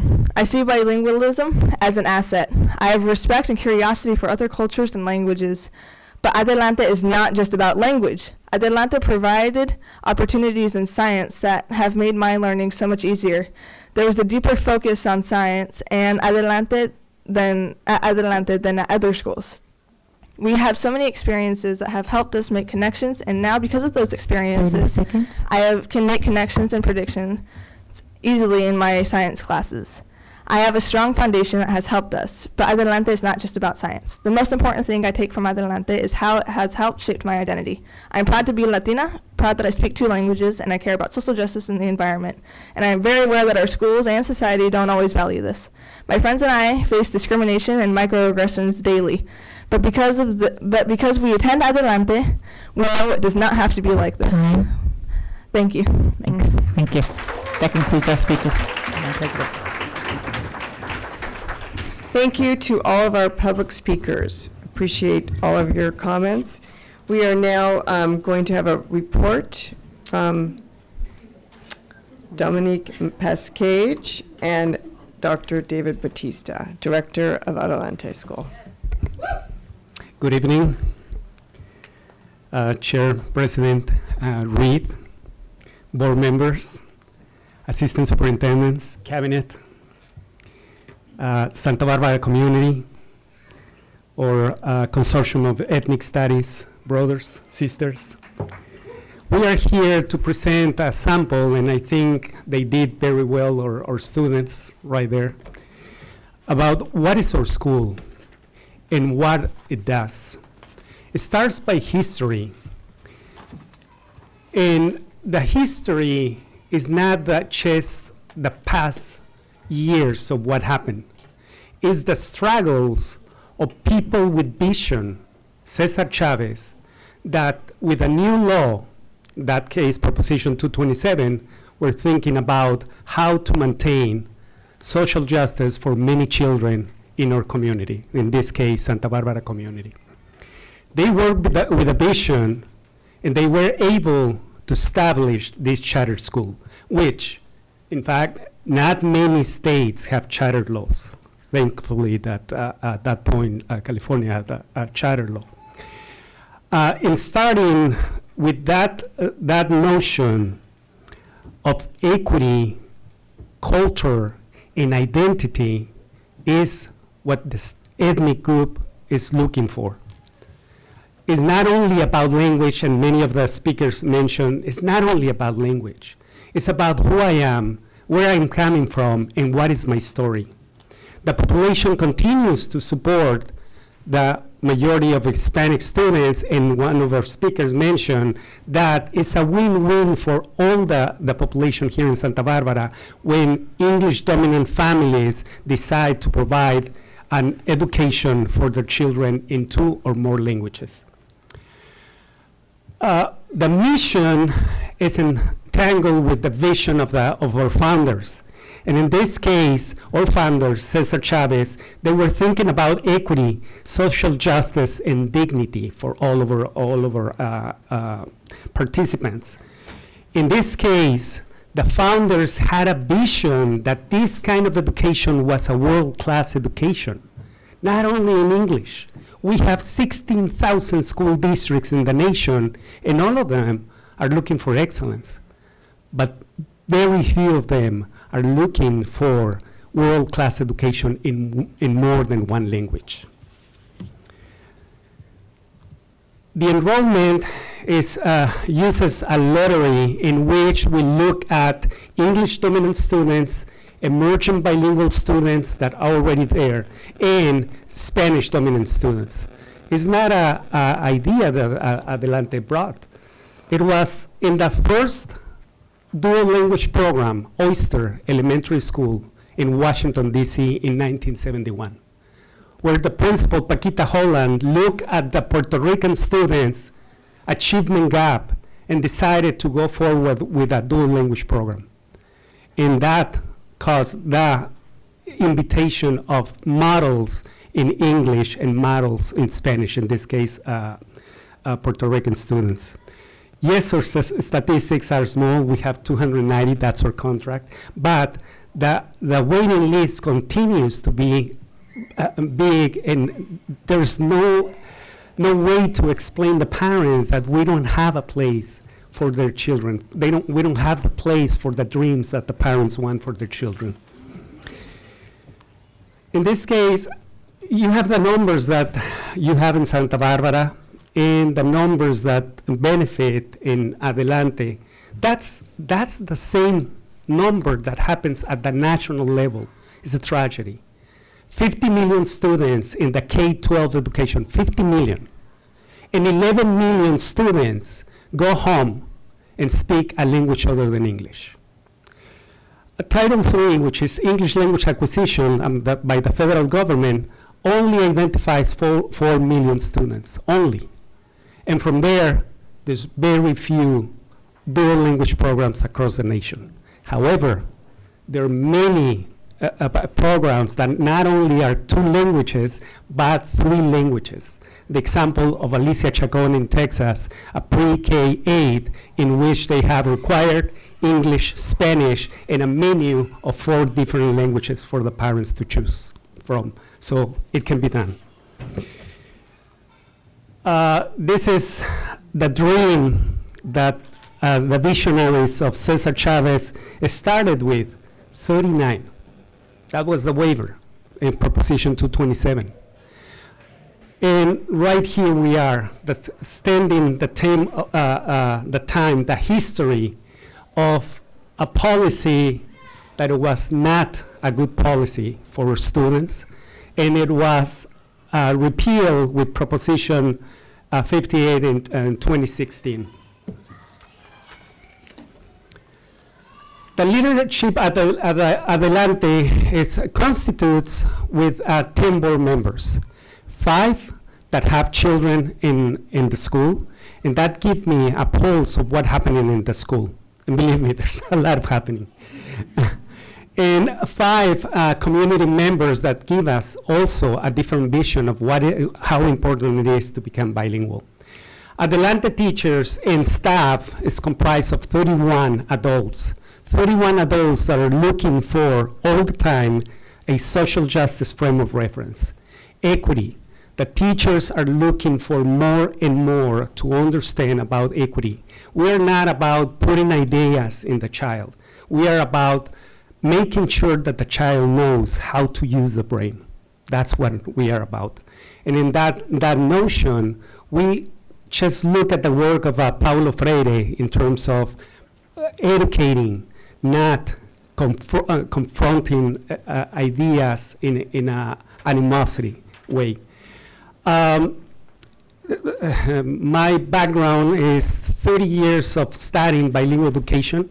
I have worked for 10 different school districts, and all of them with bilingual programs.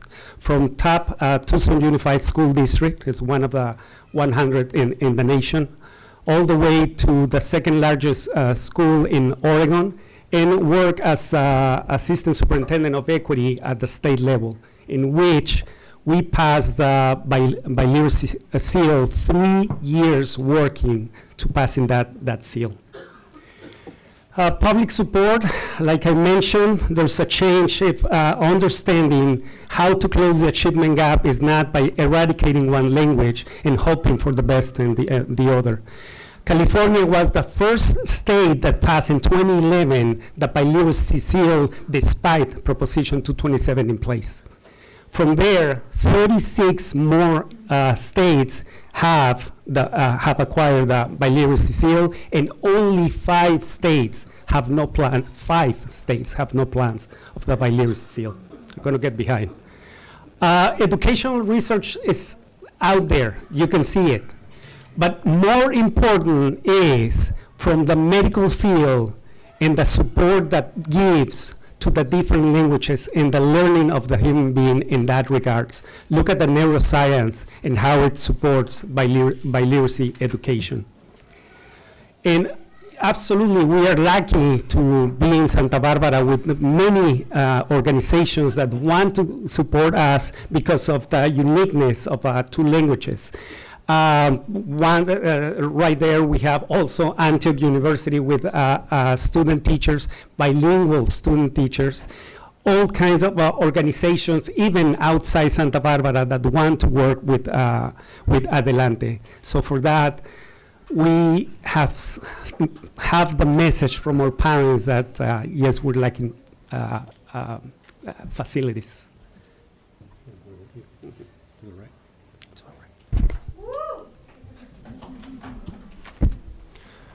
Our director's amazing, isn't he? So here's a picture of the Adelante campus. It's surrounded by the blue squares. We share the Franklin Elementary School campus. And what you'll notice real quickly, I'll point a couple things out for you. They have double the students, approximately double the students that we have. They have over 5 times the space that Adelante has, and every one of our classrooms is a portable while they have actual buildings that are grounded. So someone mentioned in the public comment that it's definitely an equity issue, and we couldn't agree more. We feel like, part of the mission that you have up there on the wall is to ensure the educational success of all the students in the district. But the 290 students who are getting a bilingual, bicultural education have substandard facilities. The things we need and the things that other schools have are a parking lot, space for special education, a cafeteria, a gymnasium, a teacher lounge, and some community space, outside space to play. If I go back one, you'll see that the space where our students get to play is right here. There's actually 2 more portables right here. We expanded 2 years ago to make sure we could have 2 grades per class. Our students play right here.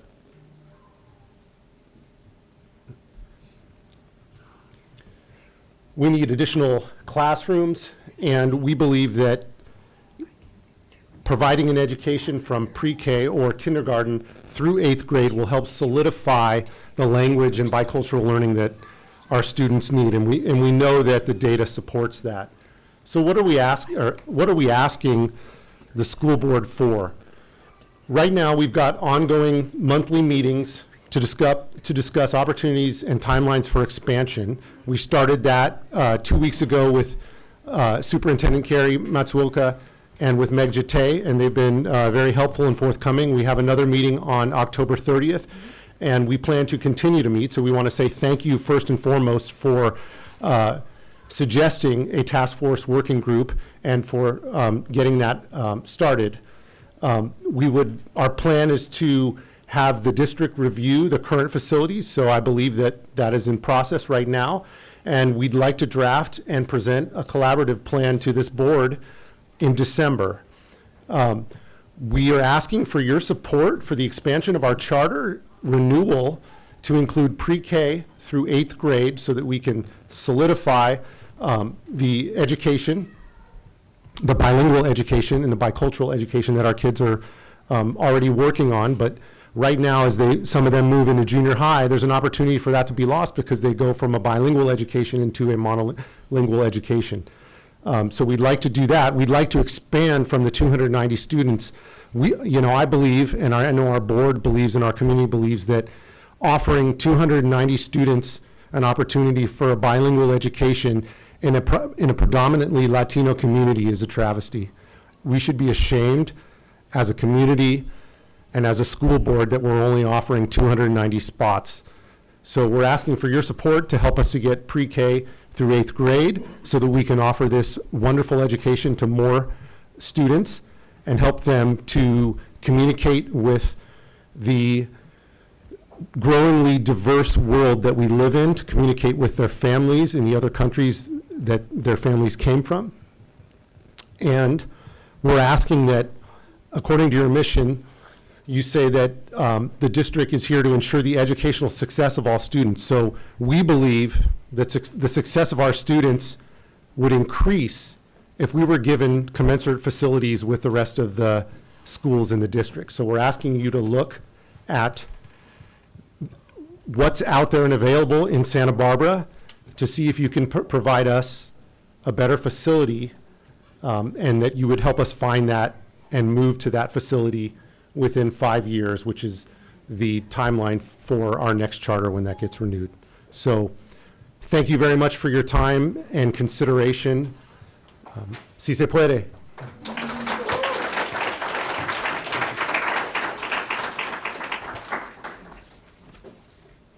You're finished. Thank you very, very much for your presentation and also for all of the public comment. Yes. So I'm going to turn to my board members and ask if they have any questions or comments. And I see Ms. Capps raising her finger. Thanks to everyone who's here. I have the honor of serving as the liaison to Adelante. It's on the advice of Mr. Heron when I joined the board and I went to the graduation. And I'm so just continually blown away by your school and all that you do. And I particularly love the statistic that you put up about the fact that only 2.7% of our students are even allowed this. I'm all for the fact that we should be looking for as many opportunities as we can to have this kind of education for as many students who want it. Clearly they do, because you have a waiting list, 50 to 100 every year. It's such an amazing place, despite the fact that you're crammed in these portables. We know that the potential is there, the interest is there, the passion that I see from the parents. You're making that school what it is. It's really a gem of our district, and I'm really glad about the process that we're moving forward collaboratively to find where we can expand. I was at the meeting with Mr. Tay and our superintendent. I know that the interest to do so and quickly is genuine, and I'll do my part to help facilitate, to make sure that we come up with a solution that you're not only okay with but thrilled about, and it really is commensurate with the kind of education that you are providing these wonderful kids every day. So thanks for being here, and let's keep the process moving. And I appreciate that, again, the tone and the constructive way in which you're approaching this. And I think that's going to bode well for us coming up with a really solid solution very soon. Thank you. Ms. Parker. Thank you, and also thank you for all the public comment today and everybody sharing. And it's been wonderful to see the way this school has developed as Adelante. And I'm highly appreciative of what looks to be quite a collaborative conversation going forward. It will be for the next board, since I will be off this board when this comes back again in the future, to make any decisions about it. But I agree that it seems like there's a lot of opportunity here. I also hope that the next board will be working on the Proposition 58 piece, that there are a lot of families in our district that would like bilingual education that Adelante does not and will not have space for. And with that, we have a responsibility, I believe, as a district and as a board, to move forward with planning for dual immersion as strands in some of our other schools. I will also say, as the liaison to Santa Barbara Charter, that we have 3 charter schools in the district. Peabody Charter has permanent facilities because it was a neighborhood conversion school. And the other 2 charters, they were ones that essentially built up from scratch where there was space available that the district was able to give to them. And with that, both Santa Barbara Charter and Adelante have struggled with facilities over the years. And so I want to be sure when we're talking about equity that we're keeping Santa Barbara Charter in the conversation as well. And with that, I will turn it over to other board members. Thank you. Mr. Paredes Ulloa. Quiero decir, como miembro de esta comunidad a casi 40 años, me da tanto gusto ver una escuela en nuestra comunidad donde yo me crié, donde yo fui a la escuela, yo fui a la Franklin, donde hay una escuela donde es orgullo ser bilingüe. En mi día, si hablabas más de un idioma y el otro idioma era español, era desgracia. No era buena cosa. Te miraban como si eras menos de otra persona, ¿verdad? Y yo desde chiquito perdí mi primer idioma. Mis papás son también de Jalisco, México, y de chiquito, de pura chiripada, me pusieron en clases de puro inglés. Y eso me quitó mi idioma, para mí yo sentí que me quitó mi cultura, ¿verdad? Lo más grande que cuando fui a la junior high y la high school, ese es cuando empecé a aprender mi idioma de nuevo. Y ya como adulto profesional, me da tanto orgullo poder platicar con mis papás, con mis abuelos, con mis primos, a platicar con ustedes, parte de nuestra comunidad, en un idioma que para mí es muy personal. Y para mí, me da celos que ustedes son una escuela autónoma y que no son parte de nuestro distrito como Franklin, Cleveland, todo eso. Y ojalá que un día llegue el momento de que ustedes no sean la única programa bilingüe en nuestro distrito y que podamos seguir su ejemplo. Si sigo en esta junta escolar, voy a dar mi apoyo. ¿Sabe qué? Si no sigo en esta junta escolar, voy a dar mi apoyo a ustedes para poder hacer este programa más grande y como digo, ojalá moverlo no nomás en adelante, pero en otras escuelas, porque este tipo de educación es muy importante, es necesario. Uno no puede sobrevivir en este mundo ahorita sin saber más de un idioma. Yo también estudié en Alemania, estudié 4 meses y me encantó tanto aprender otras culturas, aprender otro idioma y saber más sobre mí, descubriendo más sobre mí cuando estoy aprendiendo de otros idiomas y otras culturas. Entonces yo quiero esas oportunidades para nuestros estudiantes, para nuestros padres, para nuestra comunidad, para el futuro, porque eso es la cosa que nos va a rendir más orgullo, más buenas cosas, más buena fortuna. Y gracias a todos ustedes por estar aquí hoy. I will not be interpreting that. It's all right. I could hear the passion. Ms. Sims-Moten, did you? I'm sorry, we can't have your comment right now. We're making board comments, but thank you. Ms. Sims-Moten? I'm just going to trust on faith that you said what you said. I did catch a few words in there, but I just want to also support this effort, how important it is to how we don't, the ones who know English only don't have that opportunity to learn another language. I know personally when my son was born, I had him sit with someone who was predominantly Spanish, his caretaker, so I appreciate that and knowing how much more in that early development of the brain, how those dual languages actually activate a little bit more. So I appreciate where we're going. I certainly appreciate the tone in which we're taking, how we're addressing it to include everyone in terms of that, the needs, making sure that we're preparing our students for a world that's yet to be created. So I just want to appreciate that. Thank you. And I would just say equity, culture, and identity, and social justice. And they kept coming forward. And again, I've said this before, but you're speaking to the choir here. And it's an amazing school. Obviously, what's so exciting is to see the passion behind the students, the parents, the staff, and to see something growing, so that we're not worried about something closing. We're worried about something growing. Now, that's a good thing, right? I mean, the fact that we have so many people that want to be in this school and have this opportunity. I mean, as you stated, you know, clearly the research supports it. It's exciting to see the opportunities actually for, as you mentioned, at Antioch, we have teaching students, credential students who are coming, working, and they have reported back that this is the best place to be working, really. They get the great, such a great support. Walking around the campus, yeah, like how crazy is that? I mean, I was trying to figure out where I was. Was I in Franklin? Was I in Adelante? It's like, okay, no, you're there. No, you're over there. So I do see clearly the physicality of the location and what needs to be done. I also want to acknowledge the process.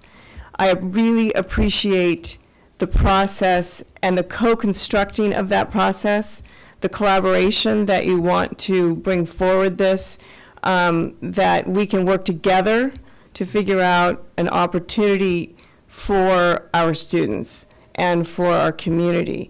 And so I did want to I know that I hear from the meetings that some of our board members have attended, and certainly Ms. Capps being on a liaison, but I did want to find out from Ms. Jate, can you speak to the perspective of the district? I mean, are we to understand that there is a collaboration and a potentiality for this process to move forward in the way that they're hoping?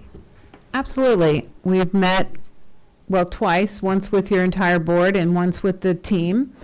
And I mean, I think that's what's been said the entire time, is that, yes, we understand the location of your campus. We understand the issues that you have, and we're definitely willing to work with them. And we have some ideas, and we're going to present them on October 30th when Mr. Matsuoka comes back. Okay, well, I think you can hear from all of our comments, and certainly now from Ms. Jate, that we want to learn more and we want to work together, and we're hoping as a board that we can move together to support the students in our community. Thank you. Thank you.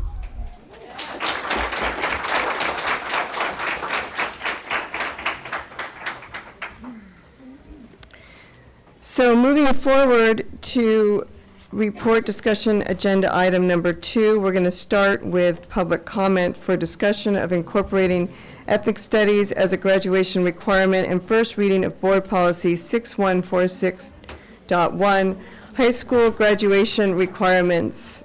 And Ms. Carey will be coming forward, but we'll do public comment first. We'll let her sit for a little bit. Okay.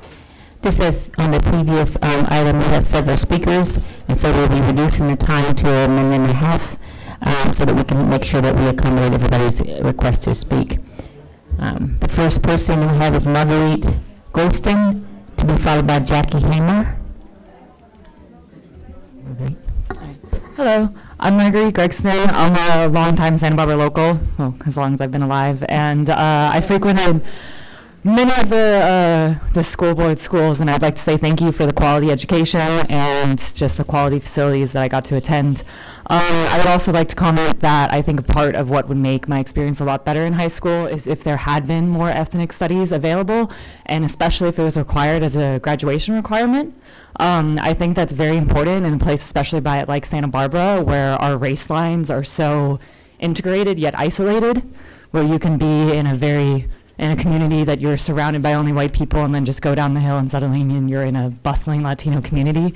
And I feel like that's not really acknowledged very much, especially to the children. And primarily me being white, I would like to point out how I think it would help white children understand and connect and develop and understand different communities and understand different histories. We're only taught white history, but there's a very, very complex history in every single culture. And if white children are only taught their history and not taught the others, they will learn to fill in the blanks themselves.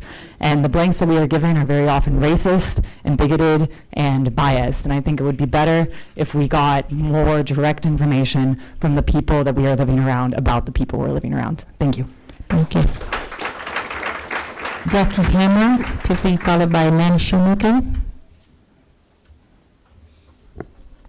Hi there, my name's Jackie Hammer. I want to start by saying that I really appreciate everything you have done. I have spent time reading through the board packets, reading through letters, and all the time that you put into this obviously speaks from your heart, because if you're here, your heart's where children are. And it was so awesome to see kids tonight.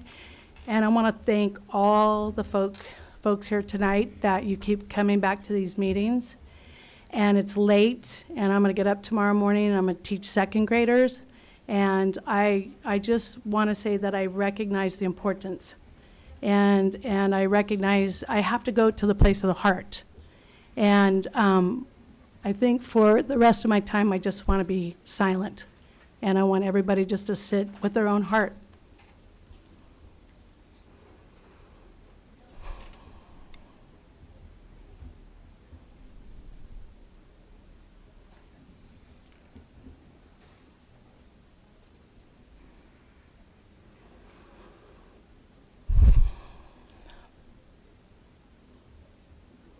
Our hearts beat together all the time. We all breathe together. We all live together. We got to take this walk together with our hearts, like this. Thank you.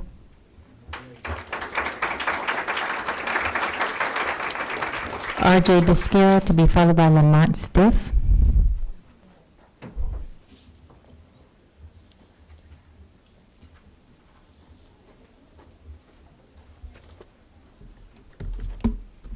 So hi, my name is RJ Biscara. I was born and raised in Santa Barbara, and my family's been attending schools here since the early 1920s. I went to college in the Bay Area, and I was a high school ethnic studies teacher there. So I bring with me some experience on developing ethnic studies programs and bring with me insight on how they work and what makes them successful. So today I want to ask specific questions to the board and Sean Carey, who will be giving the presentation around what the vision and mission will be like for Santa Barbara specifically. So my first question is, what is ethnic studies? Attachments online didn't really specify that. And I think sometimes ethnic studies is reduced just to the impact in the numbers and what it does for students as a positive impact, but you think way too ahistorical. It's a 50-year anniversary of ethnic studies for the strike of ethnic studies at SF State. And I think this is not the first school or the first place in the nation where it's been developed. And I think we have to acknowledge the history and the roots and the context and the purpose of ethnic studies as a whole. Secondly, I didn't see anything in the report in regards to any funding plans. So is there going to be a guarantee of long-term funding for this program? If we study ethnic studies programs across California and how they've been implemented, there's always a lack of funding that becomes a roadblock, right? So I hope you all fund this long-term because it's going to determine the success of it. And lastly, how will you work with students, specifically students of color, to help develop and contribute to the making of this program? Because ethics studies should always begin and end with youth voice. Thank you. Lamont Stiff, to be followed by Milo Hensley.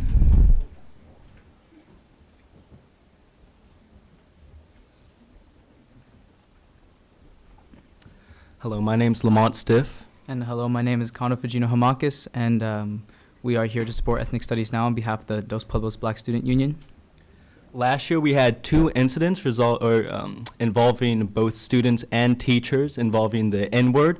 And we believe that a racist incident like that could be prevented in the future with the ethnic studies. So that is why we support Ethnic Studies Now, not only because we believe that it will help educate everyone and everyone else's cultures to prevent incidents like that from happening again, but to help educate us on our own cultures and traditions that we have often been lost. Thank you. Thank you. Milo Hensley, to be followed by Sage Gaspar.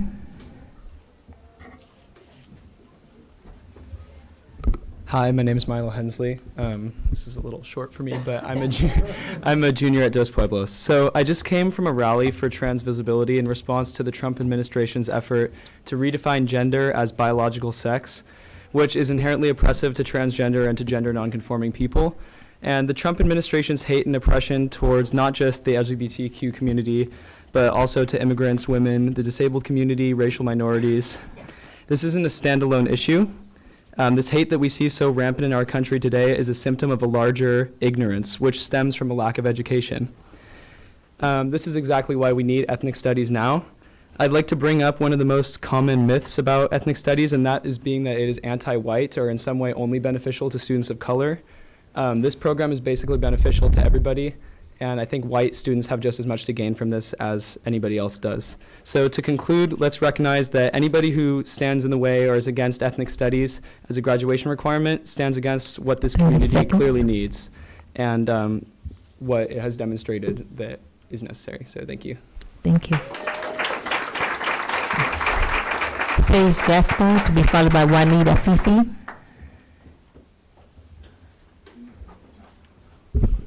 Hi, good evening. My name is Sage Gaspar. I am a former Ethnic Studies Coalition organizer and a current Ethnic Studies major at SBCC. Future transfer to UC Santa Cruz to continue my studying ethnic studies, and I am here to urge the school board to implement ethnic studies as a graduation requirement. Here speaking as a community member and as an older sister for someone who's in high school, and here to say that ethnic studies, time and time again, has been proven to improve the quality of education for students of color and all students. It improves, ethnic studies improves the quality of education. It promotes cultural proficiency in education, in the curriculum. It promotes cultural diversity. It promotes inclusion. 30 seconds. I just would really want to urge the school board to implement ethnic studies as a graduation requirement. And thank you for your time. Thank you. Waleed, to be followed by Mitzi Perez.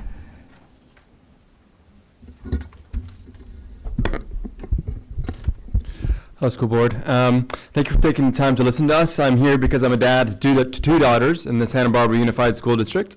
I'm here because I have a PhD and I'm a professor in the Department of Communication at the University of California, Santa Barbara, and the director of the Center for Middle East Studies there.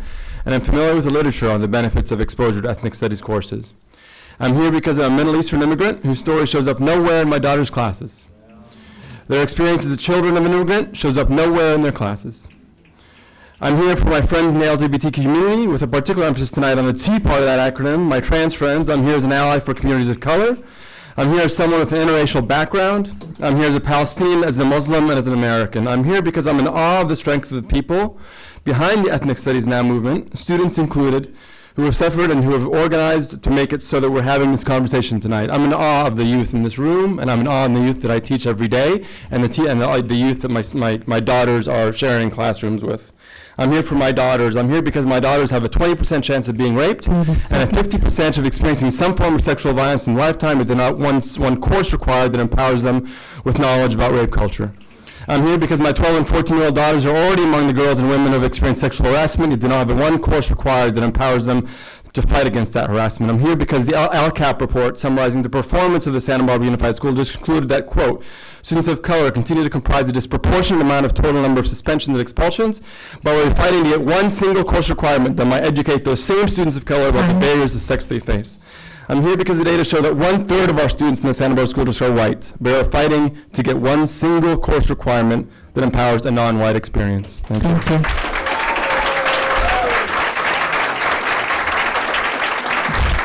Mitzi, to be followed by Zal Smith.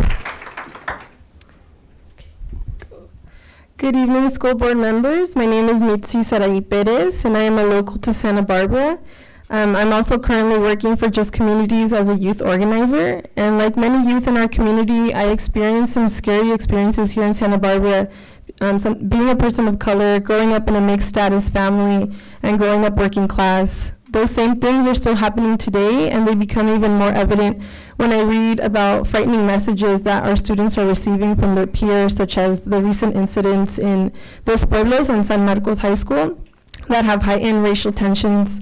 In schools, we often do not have those spaces to talk about these issues, and if we do, it's for a short amount of time. I wish that as a student in the school district, I would have been provided with more of those spaces and more time to process. I wish I didn't have to go to college to learn more about myself and learn how to name these experiences. In my job as a youth organizer, I still hear it today when I work with youth and they tell me about the discomfort that they feel in their classrooms and their schools. I wholeheartedly believe that ethnic studies would play a vital role for the growth of these students, both on a personal level and academic level. I believe this will give youth that boost of hope, positive self-esteem, and a space to dialogue about their unique experiences. I urge you to allow ethnic studies into our schools. Thank you. Thank you. Zal Smith, to be followed by Lauren Mendel. Zal? Zai? Okay. To be followed by Lauren Mendel. Hello. I'm here as a local member of the community, as someone who would have benefited from ethnic studies as a student at high school and throughout my experience. And I think its time has come. It's kind of baffling that it hasn't already gone through. And I just want to echo, it needs funding when it's passed. It needs the proper attention to curriculum from everyone who knows these stories and can give to them. So I encourage you to do everything you can to listen to everyone here and give us all a better community for each and every one of us. Thank you. Lauren Mendel, to be followed by Nastasia Schmiel.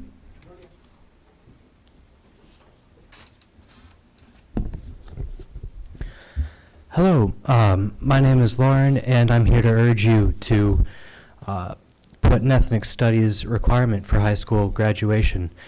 Like Zach, I could have used one when I was growing up. I was very fortunate to have some teachers at a young age. In the third grade, I had an instructor who taught me about things, about the ugly sides of our country's history. And because of that, it's allowed me to engage in conversations that it would have been a lot harder if I hadn't had that education.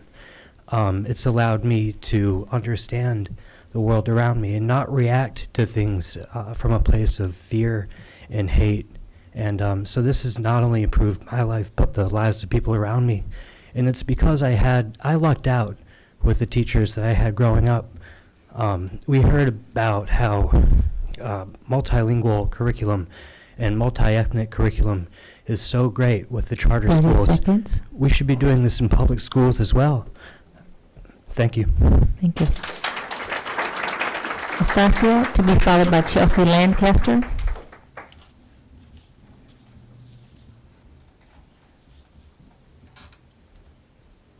Hello, thanks for having me here. My name is Nastasia.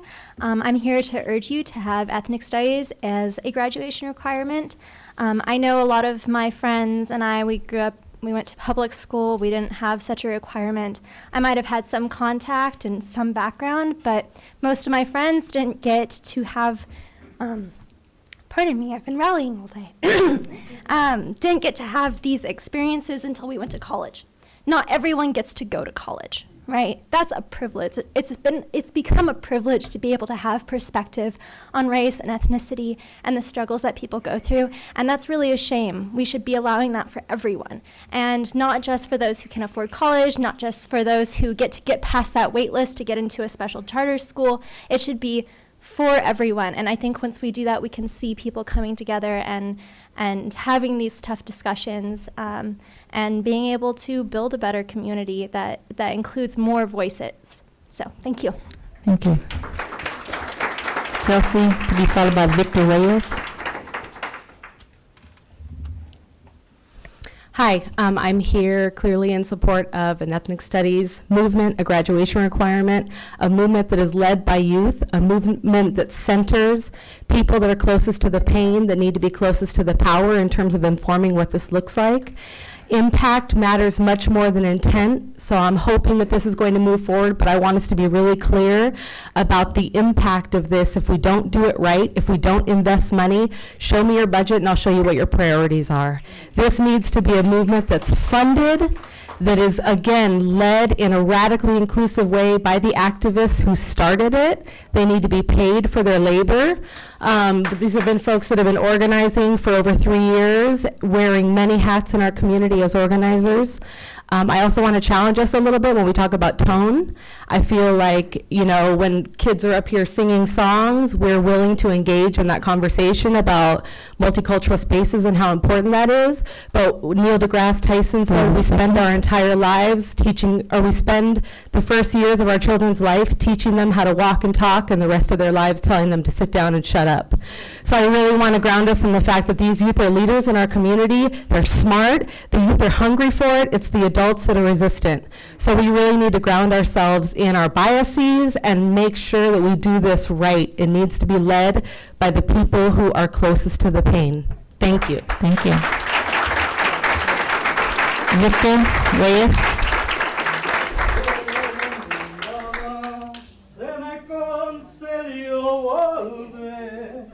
In English, the long and winding road that leads to this door. Hi, I'm Victor Reyes, and I have something to share with you. It's a video that was made in 1947. Jorge Santayana said something that I'd like to add something to it. He said, those who cannot remember the past, and I'm going to add, learn, because we are in education, are them to repeat it again. Right? Well, I'd like you to listen to this video. I wanted to show it right here, but I couldn't. Hold on a minute. You got 30 seconds, Victor. Got to work it out.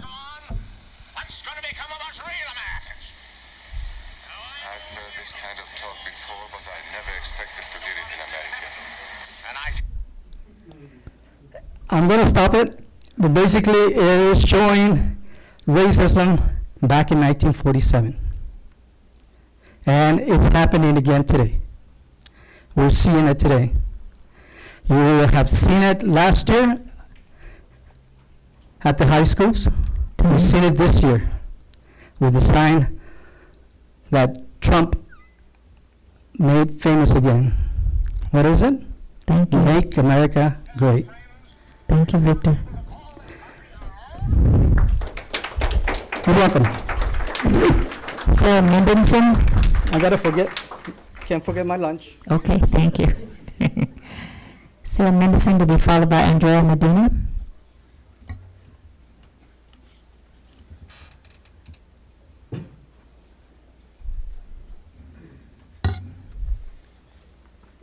Hi, thank you. So I, like many other people here today, was recently at the rally for trans rights in the face of Trump's recent memo to try to erase our existence.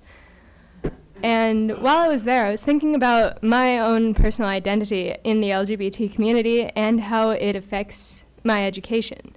Instead of being able to completely focus in learning, I'm forced to explain why this memo was so harmful to me specifically, to my community, to my other classmates. It's not my job to educate my classmates. It's my school's job to educate my classmates. Not only would that benefit students in the LGBT community, students of color, disabled students, it would 30 seconds. It would benefit them in the future.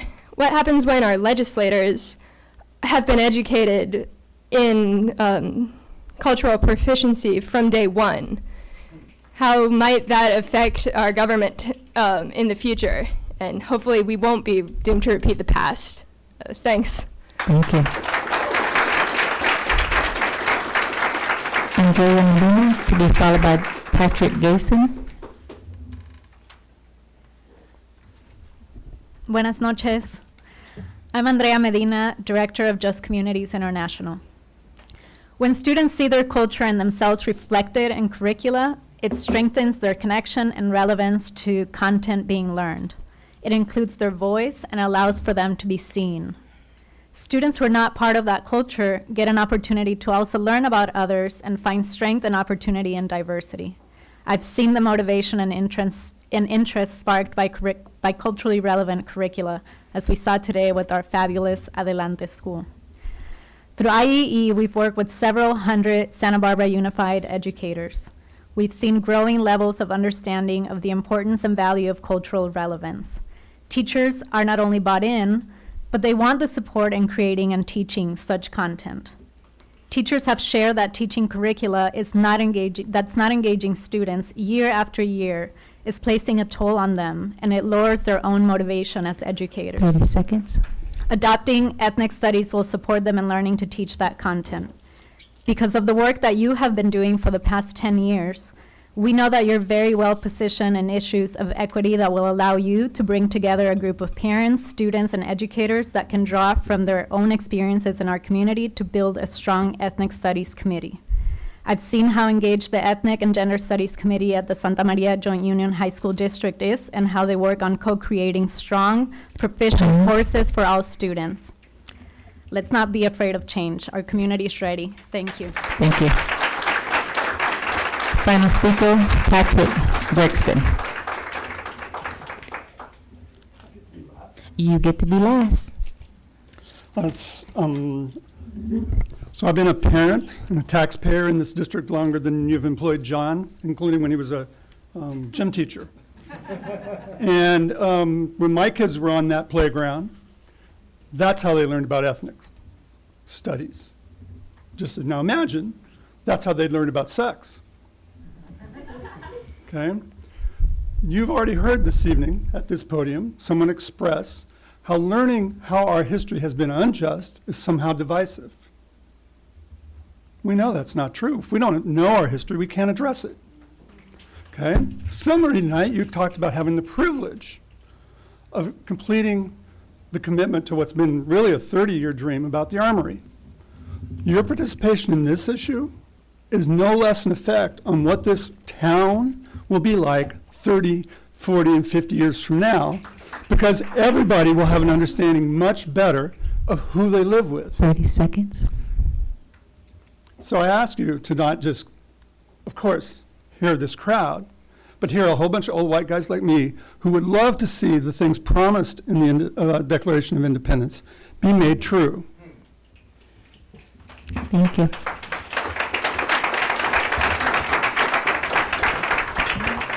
That concludes the speakers on this item, Vice President. Thank you for every speaker that we've had this evening. We'll actually call up Ms. Carey to provide the report, discussion of incorporating ethics studies as a graduation requirement, and first reading of Board Policy 6146.1, high school graduation requirements.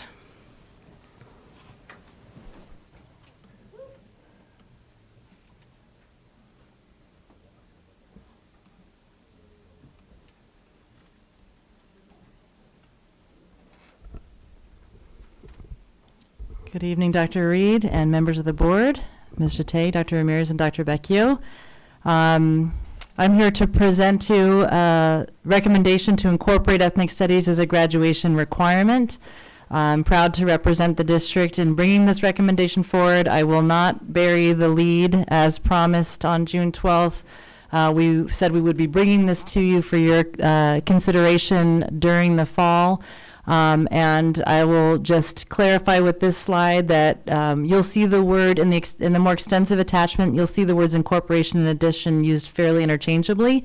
I want to clarify that we're, and I'll further clarify this later in the presentation, but incorporating the graduation, an ethnic studies graduation requirement is not going to add to the total unit requirement or credit requirement for earning a high school diploma, and that there are a variety of ways in which a student could fulfill the proposed requirement. We'll also take a look at board policy. This report is also serving as a first reading of the board policy on high school graduation requirements, so you can see how that would actually manifest in board policy. I would refer you and any community member who might be interested to the June 12th report. It is cited in the report for tonight, but there are some just high altitude themes that I wanted to reinforce to accompany tonight's report. One is that this movement that is very robust locally, and we have been, I think, very privileged to have such community activism and vocal representation here both tonight, in past meetings about ethnic studies or about topics that are not directly about ethnic studies but that have relevance to the themes that we are interested in bringing forward the recommendation on ethnic studies. This is not, though, just a local movement. This is something that we see as a national movement. It's a movement happening in Sacramento and with lots of debate and discussion in the legislature, and also one that we've paid attention to regionally in our own neighboring districts and counties. We know that there are districts throughout California that have ethnic studies as a graduation requirement. There are others that have mandated the proliferation of ethnic studies courses, and there's really just a whole variety of multiple districts that are active on this front of incorporating and proliferating ethnic studies courses and incorporating graduation requirements. I've already made mention of community partners, ethnic studies now being the most prominent for this particular issue, although certainly moving forward we would be wanting to be as inclusive as possible in inviting lots of different community partners, including student leaders, into any processes on development of courses and evaluation of any pilot coursework. I'm really grateful to the board and grateful to the leadership of our superintendent for elevating, I would say, elevating and formalizing the work of cultural proficiency and equity, which our district has been engaged in for a long time, as has been cited here tonight in multiple instances. But in the September 25th board meeting, when we had, and it's referenced here as well, when we have the diagram is what comes to mind for me to just sort of point you there, that really illustrates this idea that cultural proficiency and equity is not one thing, and the recommendation to incorporate ethnic studies as a graduation requirement is a powerful statement, and it would be a powerful move toward developing greater cultural proficiency and more culturally proficient schools and overall a more culturally proficient community. But it is one of many steps that we need to take as a school district and as a community to ensure that we do have a socially just, equitable, and culturally proficient community. So I'm grateful to the board for reviewing that and being so receptive to that framework. I think it is essential, actually, to frame the ethnic studies project in the broader framework of the work that our district needs to do, to ensure that we're always marching toward greater cultural proficiency and equity overall. And then I really want to single out the High School Graduation Requirements Committee. This recommendation can't come before you without having gone before that board-sponsored committee. That's a committee that I will just celebrate for having been revived and reconstituted and repurposed within the last couple of years, and amidst lots of issues to consider and to give priority to. I will relate, and three of you have actually served on that committee. I will relate that this is the issue that very much surfaced as the one that had the highest priority. So even though I'm here before you, I represent that committee and the efforts of that committee as having given this the highest priority of those issues those multiple issues that committee has been considering, and then specifically a subcommittee of that committee that is specifically focused on ethnic studies, and that does have we have Dr. Reed on that committee, myself. There's a teacher voice. There are community voices on that committee, and it helps. Those voices have all helped to inform our process to date, and will continue to advise our process moving forward. So I just thought it was important to give a little more detail about sort of where we've been, especially locally, as relates to this recommendation. Through a lot of conversation and a lot of learning, I will say, in all directions, we've settled on an approach that, well, several things. We've settled on just some values related to this recommendation, and those values are transparency, inclusion, and flexibility. So we know that the time is right for an ethnic studies graduation requirement to be incorporated. We also know that, albeit one class, incorporating any graduation requirement is a big deal. It does have a significant impact, to quote a former speaker. And so we want to make sure that we do it with the utmost transparency, inclusion, and flexibility. What we have settled on as far as the approaches to take around those core values are that students would have the option, the proposal is that students would have the option of fulfilling the grad requirement in one of three ways. And I would just add at this juncture that just because you can fill it in only one of these three ways, we actually are quite excited about the fact that the vision we have for this would allow a student to actually take multiple courses in the field of ethnic studies and thereby create kind of a strand experience, something that even in districts where there might be a single ethnic studies grad requirement or course, it would be, even there it might be that students are mainly waiting till post-secondary experiences to have that kind of strand or themed experience. So the first way would be the elective survey course. The vision for this is that it would be two one-semester courses. So you can think of it as a year-long course, or you can think of it as two one-semester courses whereby a student could take part, the fall version or ethnic and social justice studies 1, ethnic and social justice studies 2, or the 1-2 combo. And that would hopefully provide the flexibility that we know some students need in terms of designing four-year plans where they do or don't need to fill a semester need or a year-long need in their four-year planning. And those would not be redundant or duplicative, but would actually be able to be taken as standalones or together. So that's the elective survey course option.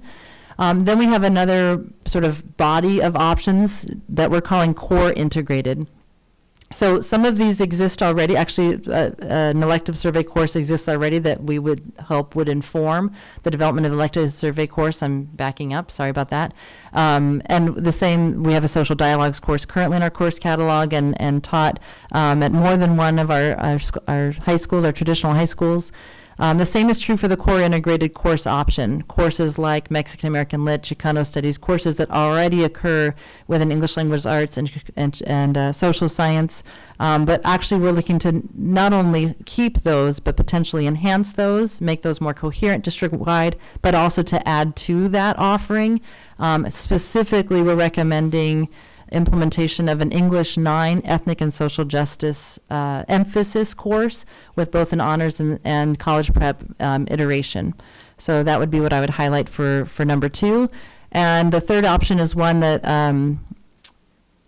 that I think sometimes we risk taking for granted that in this community, and that is the very fortunate option we have of multiple rich dual enrollment choices.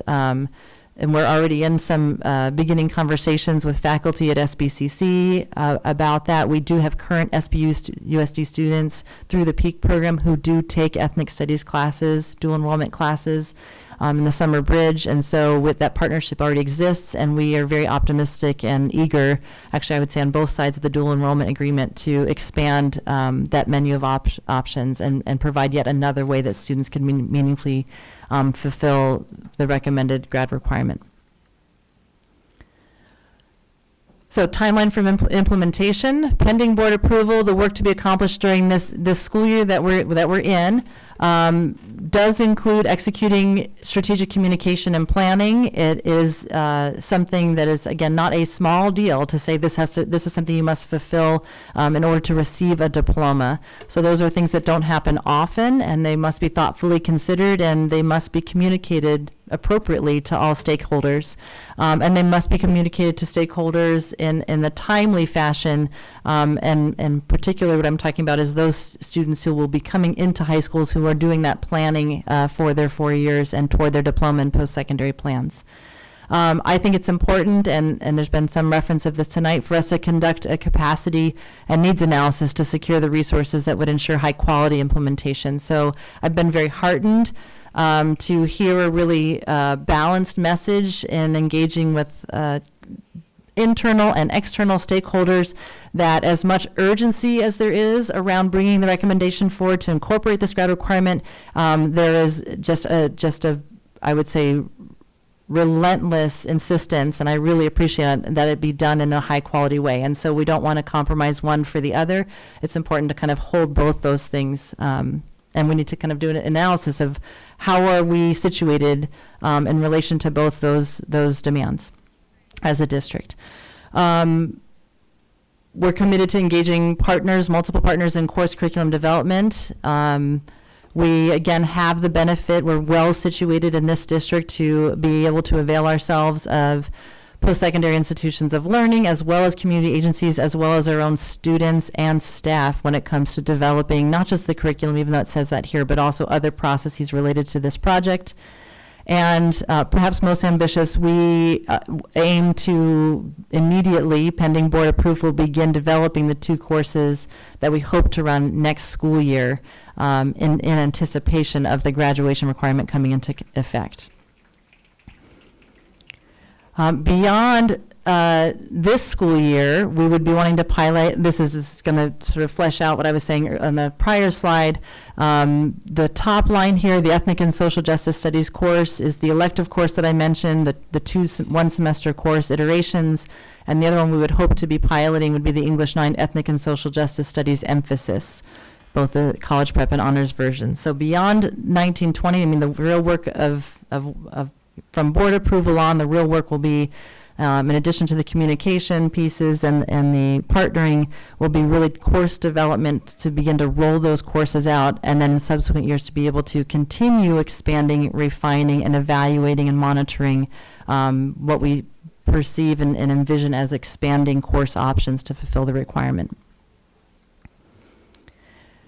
I just built a slide for questions, comments, and discussion, so I'm available to you for your questions, comments. Oh, no, I have to do one more thing before I am. I want to be able to put up on the screen the board policy, so I have to turn to Mr. Rouse to help me with that.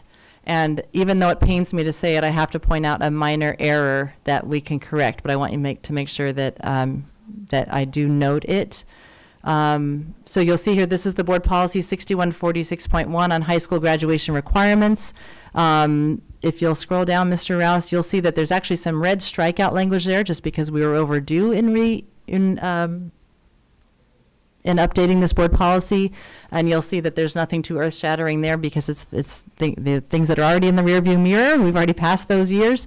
But if you'll scroll down to the most pertinent piece, that is as item number 9 there. So we have, you'll have your English classes, your science classes, your social studies classes, and on down PE, 1 semester family health, and then we have their 1 semester course in ethnic and social justice. That should read 1 semester course in ethnic studies, and that may seem like a small difference, but it's really important to me, members of the subcommittee, and just for clarity in general with all of our internal stakeholders and everyone, that when we talk about ethnic studies, it's the broad term under which multiple courses would fall in order to fulfill the graduation requirement. And when you hear in a local context, at least for us, ethnic and social justice studies, we're referring to that proposed elective course that would be one of the courses through which a student could fulfill the grad requirement. So that we caught that anomaly down below where we mentioned ethnic studies, but we didn't catch it in the list there. And so I just wanted to make sure that you were aware that that should read 1 semester course in ethnic studies. And then Mr. Rouse, if you'll scroll down, you'll see that, go ahead to the most pertinent part is the very bottom part there, where we add it to the course list, so it is listed in the same way all other courses and all other subject domains are. It's spelled out there as 5 credits, but it's also, we're still at a total of 220 credits overall, and with the note that ethnic studies can be fulfilled through the successful completion of a qualifying course, and I've made mention of some of those in this report. And with that, I'm available for your questions, comments. All right. So I want to thank everyone who is here who provided public comment again, because it is so important to hear your voices and to be a part of this process. I also want to thank Sean Carey for her diligence and guidance and leadership on this internal journey that we have been on. And I'm just, before I turn it over to the board, I feel, because it is something that I'm very passionate about, that when I joined on this committee, that I was hoping that we could get to this place through the collaboration of all of you here in this room, with certainly Ethnic Studies Now. I want to reference their leadership and their drive and their diligence and their support of this effort. I just have to say a few words because I feel I have to, and I will. So I believe strongly that classrooms today require teachers to understand ways of educating students varying in culture, language, abilities, gender differences, and many other characteristics. A culturally responsive environment utilizes students' culture for a vehicle for learning, and this indeed reduces alienation and thus creates a more inclusive culture. So my belief is to facilitate this type of 21st century global learning environment, that educators need to embrace different pedagogies as well as develop curricula that mirrors the diverse students in their classes, all of which has been stated.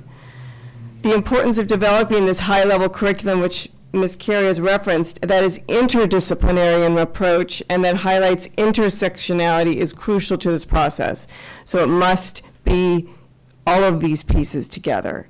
Research does show, and we do know, that this does engage students in taking up this knowledge.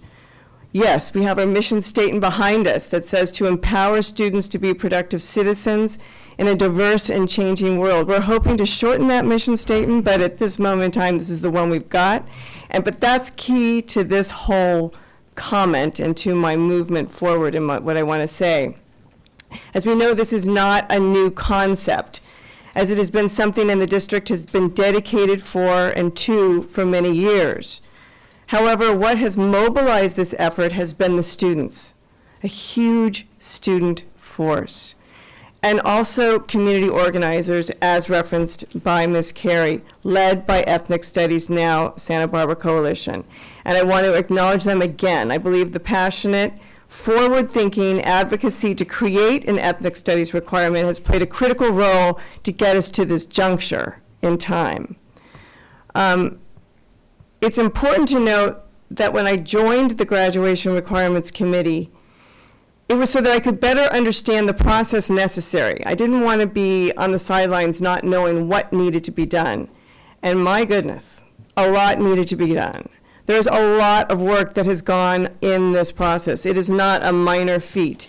And also what was mentioned earlier, if we want something to work and be sustainable and be successful, we need to do and have internal structure around it.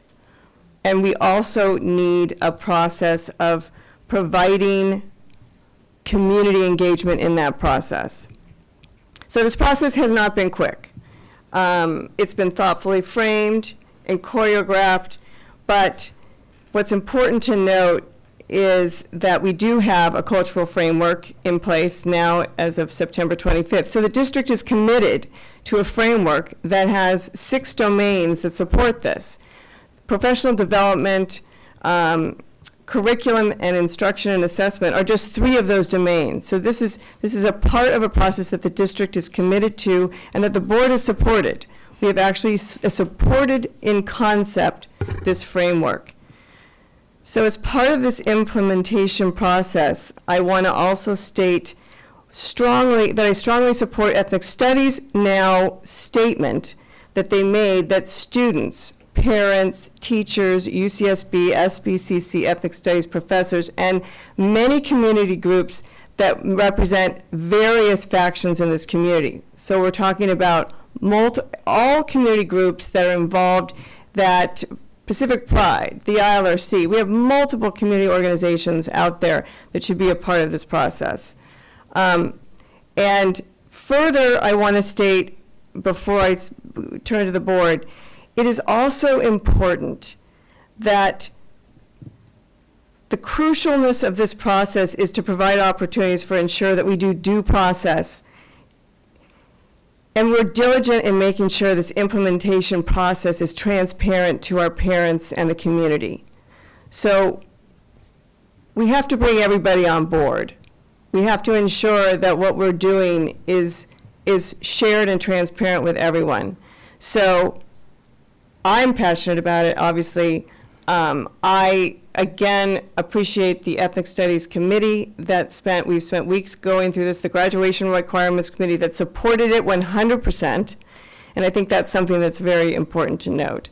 So I will turn to my board members for questions and comments to you, Ms. Carey, and I am actually just excited that we could be at this place today. Ms. Parker.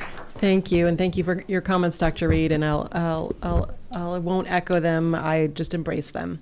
And so I'm going to be quick and brief.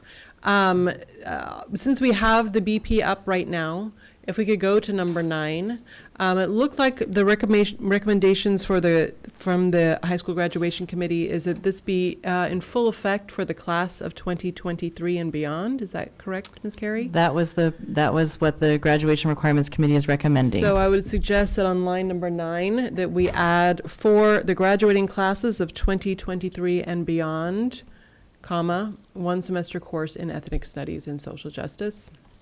Just that mirrors the language that we have earlier in the policy for other requirements that we have brought in.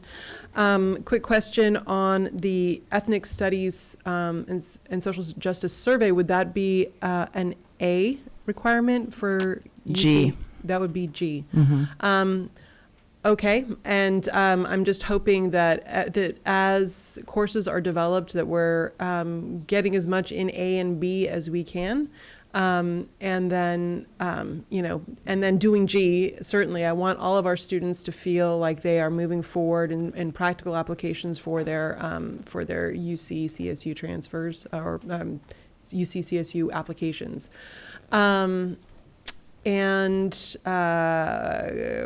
What other question did I have? I know. And we'll keep researching that. We've been researching other districts. There's a lot moving right now. And so I would say our research efforts have been redoubled recently. Mm-hmm. And so I'm optimistic that we could look into that further and that might change. Great.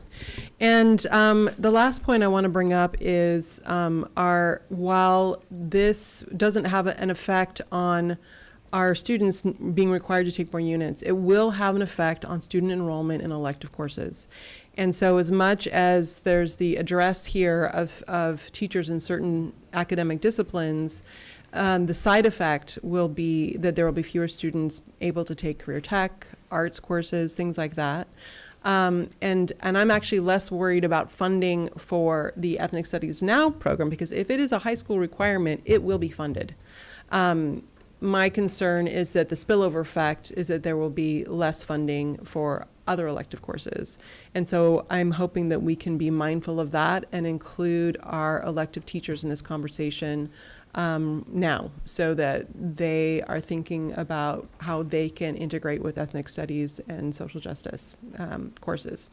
So with that, I'm afraid I have to depart, as my board knows, and I won't be able to hear my fellow board members' comments. Please know that I will watch you. And will we be seeing this for action at our next meeting? Pending the will of the board. Well, that's my last meeting, so I hope I get to see it. And if I could just comment briefly on the elective, we were very thoughtful about that. We feel like the three-pronged approach will go a long way to mitigate that. That the elective survey course may well kind of fit into the same footprint that it currently has, and that by having the core integrated approach, especially with English 9, another theory around that was the earlier the better. That will give good options, as well as the dual enrollment, which we see some students opting to do either during the school year or outside of the traditional school year. So we thought of that, quite thoroughly, but it may still have impact. I do want to say, Ms. Parker, that one of the things we did was play devil's advocate, that we were all Ms. Parker, and we're like, well, what would Ms. Parker ask? And I want you to know that we're very pleased with your questions. Thank you. Anyone else comments? Mr. Paredes Ulloa. I also want to echo the appreciation for Ms. Carey and the Ethnic Studies Subcommittee with Dr. Reed and Fabi and all these other community members in there. I'm a little jealous I wasn't allowed in there. It's okay. Capacity met, I get it. But, you know, seeing the reports back have just been so insightful, just so well thought out, and I hope that we continue making these efforts intentional, well thought out. I love the idea of collaborating and partnering to make sure that this is something sustainable. Along with that, I really appreciate the conversation we had at our last meeting where we brought forth the requirement under course requirements as opposed to other requirements. I think the conversation, for those of you who weren't there, at that meeting really surrounded kind of the idea that if we put under other requirements, it's something that could really slip away. And this is something that's very, very vital as a history major myself. It's so important to know whole history. Whole history creates a whole person. And I think it's important to be able to bring that to our schools. I personally hope that it doesn't stop in high school. Hopefully it goes back. I'd love to see a pre-K version of ethnic studies somewhere down the line, all the way to 12th grade. And hopefully we get to the point, in this district especially, where we don't have to call it ethnic studies, where we don't have to call it anything, we just call it history, because it includes everybody in the room, and it talks about all the contributions, all the rights, all the wrongs, and just teaches about people. I know El Rancho Unified School District is doing a lot around ethnic studies and integrating it into cooking classes, math classes, and I can't even tell you what else, and art, of course, and to be able to bring that to our students as stewards of education in this community, it's very important to be able to provide the very best for our students, and that includes enriching their experiences with giving them diverse perspectives, making sure that they understand the world around them, because as the new potential mission statement says, we're trying to prepare them for a world yet to be created. And I think this is one very small step on that. We have to keep pushing on that, and I know I've said this probably a million times up on this dais, but I really do believe that the introduction of ethnic studies, hopefully, again, sooner than high school, is going to go a long way towards creating more safety in our district, just like the social emotional learning, the cultural proficiency, same thing as having our safety coordinator. There are multiple pieces to one goal, and again, I just want to end with appreciating Ms. Carey's leadership on this. I think we couldn't have picked a better person to really guide us, and again, thank you to everyone who's been on the subcommittee. Ms. Capps. Yeah, I'm going to keep it short in the interest of time, and thanks for everyone for being here. I really appreciate the thoughtfulness of the process. Today's world is so divisive, painfully so, and there's so much to feel distraught about. I know there's been references to other generations, but it's kind of hard to imagine a time that's not this, that has been more divisive of this. And I feel like, thanks to all of your leadership and to the leadership of Ms. Carey and this committee, this is something to feel hopeful about, and not a break from the dissidence and the distraught feeling that I get when I watch the news every night. And I only wish that a previous generation had ethnic studies and where we might be now. But I want to again thank you and applaud your leadership. Because of you and the pushing and the insistence and the passion and the organizing, my son who's 7, his generation will. So in this school district, I just wanted to say thank you. Ms. Moten. Yes, I won't echo comments as Ms. Parker said. I'll just embrace all the comments that came before me. But I also do want to say thank you for this process, how important it is in terms of that, and how much work it's taken to get us to this point. So thank you for all the work that you've done to get it there, and certainly thank Ms. Carey and Dr. Reed with regards to the subcommittee as well. This has a very personal appeal to me, and understanding how you have to know yourself in this world and how important it is for other folks to know themselves in this world. And therefore, if we know each of ourselves, then we know all of ourselves. And it's all of us that has to do this. And I think, I had the opportunity, and what I wished would have happened, I had the opportunity in Texas, and it was a requirement for ethnic studies in the 12th grade. And I appreciate, no matter how difficult that conversation was that day, that time, but that whole half of the year, the last half of the year, it taught a lot of things. And I got to see other folks who had a different opinion, who had not walked my journey. But I got to see how and why they came to that conclusion, because they didn't know. But I need to hear the other side as well, so that I could better understand what perspective they were coming from, so I wouldn't be under assumptions. But we have to see ourselves. We have to see it in the print that we do. Therefore, then we take that, and that leads into a conversation, that leads into a dialogue of understanding. And once you hear someone's perspective, you begin to listen and to take it in. And so when you're hearing those difficult or opposite conversations, it's not so personal. It's like, okay, we're trying to get to a better world here. And today, with this process, today starts preparing our students and our community and our world, because we're preparing these for a better world. And we have to start here, have the courage to do it, have the bravery to have difficult conversations, because they are very difficult. I live with this every day, and I want to understand why we're still talking about it. So what we have to do, we have to come together and figure out, how do we make a better America in terms of that pieces. We are so much better than what we are today, but we've allowed, I think, just a lot of outside things to distract us from what we know is right. And sometimes standing in the right, you take a big risk in doing that. But we have to, I'm proud to be on this board, to stand in our truth, in our integrity, and that we want to make this world and prepare our students for a world that we haven't created. But we have to start today, so they will know what it can look like. We've talked about several visions that's 30 years in the making. So we start this. We don't want it to be 30 years in the making. We want it to be the next day, it's going to be better. Each day we're going to be able to take what we heard tonight, the conversations that we had tonight, and be better tomorrow. So we've got to scatter this information about how important it is for folks to see themselves in that book. It's not one-sided. It's a dual site. It's a dual site.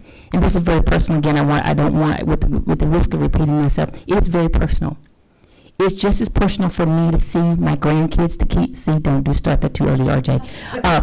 But my grandkids to be able to see, a better world, for me to be able to do that, to be as a board member, being part of this leadership. When you see us, when you talk about Santa Barbara Unified School District, you see us. You see everyone. So I just want to appreciate all the hard work. I'm ready, I'm excited for this, but I also want to appreciate the process it's going to take to make sure that we're doing it right. And don't, as you said, Ms. Carey, in terms of not one versus the other, we want to expediently get it done. We want, but absent of quality, we cannot have, because we don't want to come back and wonder if we just take a little bit more time to make sure that we get it right. And we can be a school district that gets it right. We can be a community that gets it right, because we have to want to do that, and not just in this room, but we also have to take within ourselves. And I don't want to feel like I'm preaching, but it's just so personal to me in terms of that. But it's so personal in the sense that every day that we have to take responsibility for each of ourselves and our thoughts in terms of how we move forward. So I just want to appreciate this effort, and thank you for allowing me to spill that.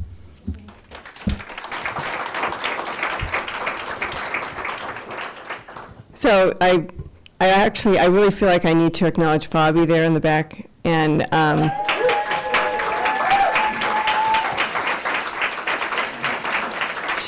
she's been this amazing voice, but she tells it like it is, but she's got the passion and the heart and the soul, and it's been a pleasure to work with her. And to Sarah, who has supported this, Sarah Bazan, on the committee, and Kevin McKee with his voice of reason. Are you guys crazy? And then turn around and go, of course we got to do this. So I think that it takes a village for us all to get to this place. And it's, again, when we talked about the armory, but here we are, this is about soul, this is about our world, this is about, this is about the people who are going to take care of us, right? So it's a privilege to be on this board, to be connected with this board, and I think what I'm garnering from the comments that all of us are saying is that, and if board disagrees with me, let me know, but I think we would like to have this as an action item to vote on at our November 13th board meeting. Okay. I will bring it forward.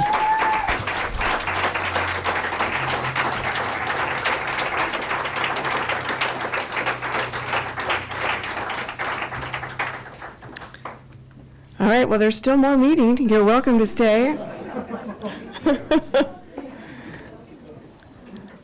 All right, so moving on to number 3, update on Dos Pueblos Engineering Academy Career Technical Education Pavilion Project. Ms. Jate is going to give us some highlights. Yes, thank you, Madam President. So as you may remember, the CTE Pavilion, they went out for 3 applications for the CTE Technical Education Facility Program. And these are grants from the state of California. They got, that was for a total of $5.1 million. They got 2 out of the 3 grants, and that's totaling $4.2 million. The arts, media, entertainment media, and manufacturing and product development was accepted. However, the computer science was not. The district is required to also match these funds, and that will be taken out of Measure I, which is the secondary bond program. We thought about adding additional money to that to fund the computer science part of it, but that has been taken off the table. We're not going to be funding that. We have some infrastructure, regular site work, and it has been divided up by the media and the DPEA. The media is 69%, DPEA is 31% of that, and that's about parking and lighting and asphalt and underground utilities and landscape and such. So then we had a meeting the other day with the DPEAF, the foundation, and some architects and Amir. And so we had a discussion about what they were willing to do. And basically the conclusion was that, and I had to get the architects to kind of draw a little diagram. So think about 4 boxes, okay? And in between each one of those boxes, there's a plus sign. Okay, I had to get this visual. So they were like, okay, this first box is the basic, what I just kind of talked about. The media is X, the DPEA is, and it comes to about $4.2 million. So then you take that, and what the DPEA Foundation wants to do is start raising money to then get to maybe the next box. And then maybe a little more money to get to the next box. And so, and each one of these boxes is labeled with like a part of the project. So what they want to do is they want to hire an architect to design the building as if all of those boxes would be done. So all 4 boxes. And then as they raise money, they will know which next level they can go to. Or if they don't, what they're out is the money for the architect. And they're all willing to do that. So they want to design it as if they're going to get all of the money, but then back off if they don't. And they'll have to reach these the money in a certain time limit so that they can get it. And it'll go through DSA as approval for the whole project. And then, so then we can downscale it if we have to. But it's not good to go, oh, we want to go to box 1 and 2 and then take it back to DSA for 3 and 4. We want to go 1 through 4 and get DSA approval on that. So the timeline for all of this is that on November 13th, you will have the MOU or a draft of the MOU. Approval, that's just to approve the timelines, I believe, and the approval of the contract for the KBZ architect to do the CTE pavilion. On December 15th, the transfer of $250,000 from DPEA to the district towards the architectural design. Then we'll start on the selection of the builder under the leaseback. And by January 31st, 2019, another transfer of $250,000. So the DPEA's half of the architect is $500,000. We plan to submit in April 2019 to DSA and hope to get out by fall of 2019. Winter of 2020, transfer of funds to the district prior to notice of proceed to build with the construction. And then February 2020, hopefully a groundbreaking ceremony for the CTE pavilion at DP. And I'll try to answer your questions. I've been partially involved with this and not fully involved, but Mr. Vizzolini has been in the meetings that I have not. Thank you, Ms. Chate. Do we have any questions that rise up at this moment or comments? I think it seems pretty clear. Good. Thank you. So we'll look forward to seeing that on the November 13th agenda for approval. Okay, thank you. Or a draft of Or the a draft of the MOU. MOU. Maybe approval of KBZ, the architects.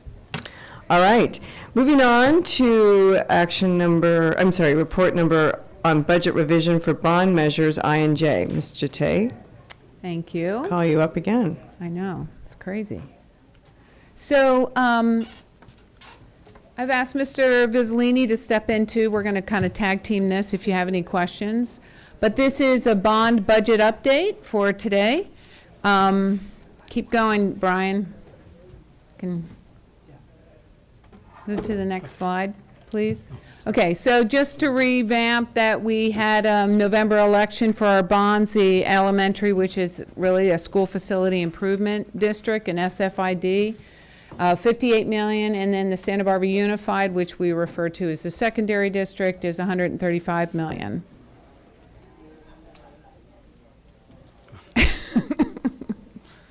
So these are the projects that we completed in the summer. You've seen this. We're probably a little further along on the DP High School track and field and San Marcos restrooms. I think maybe closer to 90% finished. Yeah, we actually got the Dos Pueblos base was approved, so now it's fine grading and they're waiting for the turf to show up. So that's pretty exciting. We're expecting that to be done within probably 6 weeks, maybe a month.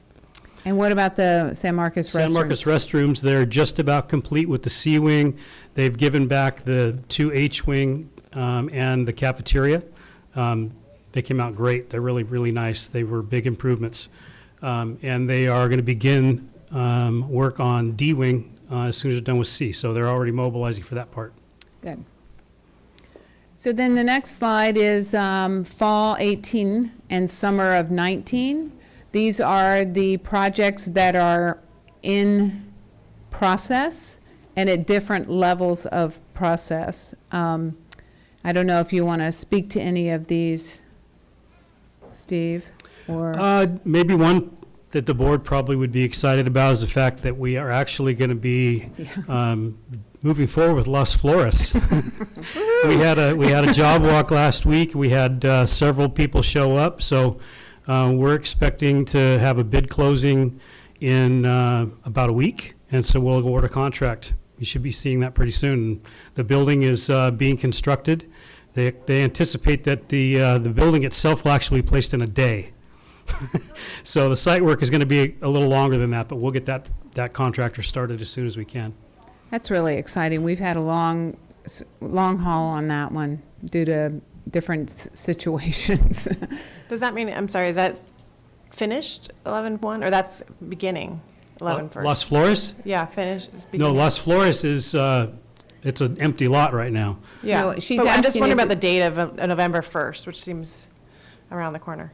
I believe actually, it's not even an RFP. We did a design bid build instead because it was a timing issue with getting the portable in place. Sure. So that date's a little stagnant, but we did already have our job walk. Bid openings are expected next week, so we'll have a recommendation for the board next meeting. Okay, just to clarify, that last column, that's when things begin? Yes. Perfect, thank you. Okay, so this is the budget summary. So what we've come into with the escalation, the cost of construction, we went back, and you have the full sheet in your packet. We went back to their original budget, and you may remember, I think it was, the original budget was in September of 2017. And then what we did is we thought we could do better in the contingencies, so we reduced them by 7%. Well, we're finding that's not going to be the case. So what we did is we went back to the original budget and we added back the 7 and added 5. So now we've increased the budget really 5 from the original. We're just coming into, one is the demand on the workers, the contractors. They're spread thin. There's not a lot of people out there. The cost of tariffs, the cost of lumber, the cost of concrete, all of these items have gone up. So we felt that we needed to revamp the budget and really get a truer cost estimate of all our projects that we need to do. And Mr. Chair, can I ask you a quick question? Sure. So the revised Measure I budget, is that back to the original, or is that? This is our new budget with the original plus 12%. Original plus 5%. Original plus 5, that's right. The 146 is the original plus 5%? Yes or no? Or is that? The revised Measure I budget is the original plus 5%. Okay. So then when you talk about bond capacity, how are you making up the 11 million? Okay, I got it mixed up. Okay, just wanted to make sure. And bond capacity, I want to be clear, is how much bonds we can tax our community. Okay. That's what bond capacity is. Okay. We have billions of dollars worth of bond capacity. So we won't be doing billions of dollars worth of bonds for sure, but that's a different term. This is our, and there's the term bond capacity, so I apologize for that. So that's our bonds is 135. So you see there's a nexus of $11.8 million, and you're going, well, we're overspending in Measure I by $11.8 million. Right. Our projects adjustments are things that we thought we were going to have to do, but aren't.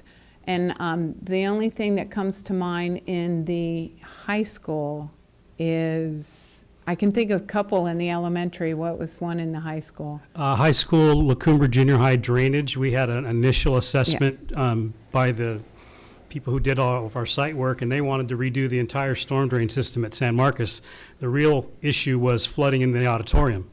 So we did some mitigation work in December that we had a flood, and we ended up having to get carpet replaced. And so what we ended up with was a redesign of the area, some localized changes to the storm drain in the area, a bigger grade. And we made some changes and put a curb there. And basically we went through 2 huge rains in Decembers and had no water in the auditorium anymore. And there's no more issues at La Cumbre that we could find. So that's that was a large number. That was one point. I don't think I have that number in front of me. It's well over $1 million. Yeah, so and then those add up. Yeah, and That's then what those San Marcos was another drainage that we had an issue with the culvert running through the field and then flooding our neighbors below. And so they've been watching that. They unclogged the culvert, and we haven't had any. So those were $5.8 million worth of projects we thought we were going to have to fund, and we didn't. So now we're down to $5.9 million. And basically what we do is we have a 10% contingency plan in the budget added into those numbers. They're included in those numbers. And we put that in there. as a placeholder in case things get really bad, but currently we're not using our full 10%. So we feel that we will have some savings there of about $6 million, which brings Measure I budget surplus to $78,000, which is a sneeze in construction. It's, it could be one slip one way or the other. But if our contingencies work out better, then we will do more projects. That's all there is to it. So I'm sorry, so the $6 million that's in projected savings, was that a part of the original 10% that you put away when we first came in? So it was always $6 million? No, because, So what was your initial 10% contingency? It was a 7%, it was a 10%, then we reduced it to 7%. So what we did is we have 10% of the total construction cost was our contingency fund. Yes. Based on our usage, we were at 21%. That's what our historical data with all those completed projects you saw, we're running at about 21%. We're at 0.9% at Peabody Stadium. So we're doing pretty well on our contingencies, right? So what we did is we were a little conservative. We set our use, instead of putting it at 21%, we put it at 40%. So that leaves a 60% buffer between our total contingency budget and what we think we're going to use. That's what that number is. Okay, just trying to So show the history part. So of it. in his example, we're using 21% of our 10% contingency. Okay, that's just And not that's that where clear. that's at, yeah. Okay. It's a hard thing to explain. Yeah. So with the elementary, it goes the same way, only we're that's a Measure J budget surplus. That's 2.1 million. No matter how many times you look at these slides, you can always see mistakes once you're sitting up here. Can I just ask you, whereas the revised budget is 146 on the I, and our bond capacity is 135, but on the Measure J, they're almost equal. Yeah. Is that? So we don't have massive projects going on in the elementary at all. I mean, first of all, secondary is always going to cost more because they're bigger facilities. They have different things, football, soccer things. So with the Measure J, we don't have those types of big projects. We have a lot of portable replacements and things like that, but we don't have a multi-purpose room with locker rooms in the flood zones like we do with Santa Barbara Junior High, like we did with Peabody. We don't have those massive projects. And so we're much closer in the elementary. Plus, we had some savings also of, contingency savings on that also because of, and savings also in projected saving, adjusted. Right. The other thing I would point out is the project adjustments also have savings for all of our completed work that didn't use the rest of that contingency money. So the two MPRs at Harding and at Roosevelt that came in under budget, that figure is in the projected or the project adjustments. So that's helping the cause too. So each time that happens, that money goes now back into the program. So with that, to add on to that point, one of the speakers today, I think, I don't remember her name, was talking about the solar panels. Is that something that would be considered in the projects that were underspent? Do they go back and get revisited at that point? We can certainly talk about those kinds of things, yes. Yeah. So what we plan to do is every time we say, we're going to put this in our contingency bucket. And if one goes over, we're going to pull from that contingency. When we come to the end, if we have money or we get closer to the end and we think, oh, we can afford to do this, we're going to do it. Or we'll bring suggestions to the board and they will decide to do it. Okay, so what's next? We're going to sell some additional bonds. The money is going out pretty quick, and with the purchase of the armory, we'll go out. That's a big chunk of change. So it's time to sell bonds. So we're projecting to go out in February of 2019 and sell $20 million in the SFID and $50 million in the secondary. Today, we've met with our financial advisors and Morgan Stanley, and we've gotten the tax rate. We feel we can keep the tax rate in the same area as we had initially estimated back when in November of 2016. Today, we got a phone call from, the tax bills have gone out. So we had a lady call us today, and she had done the math on her tax bill for Measure J.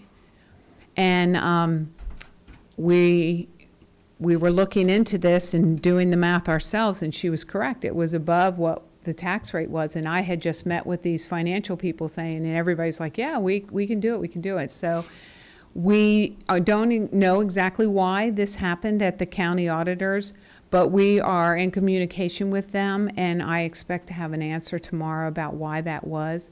But we have a feeling it was in their calculation.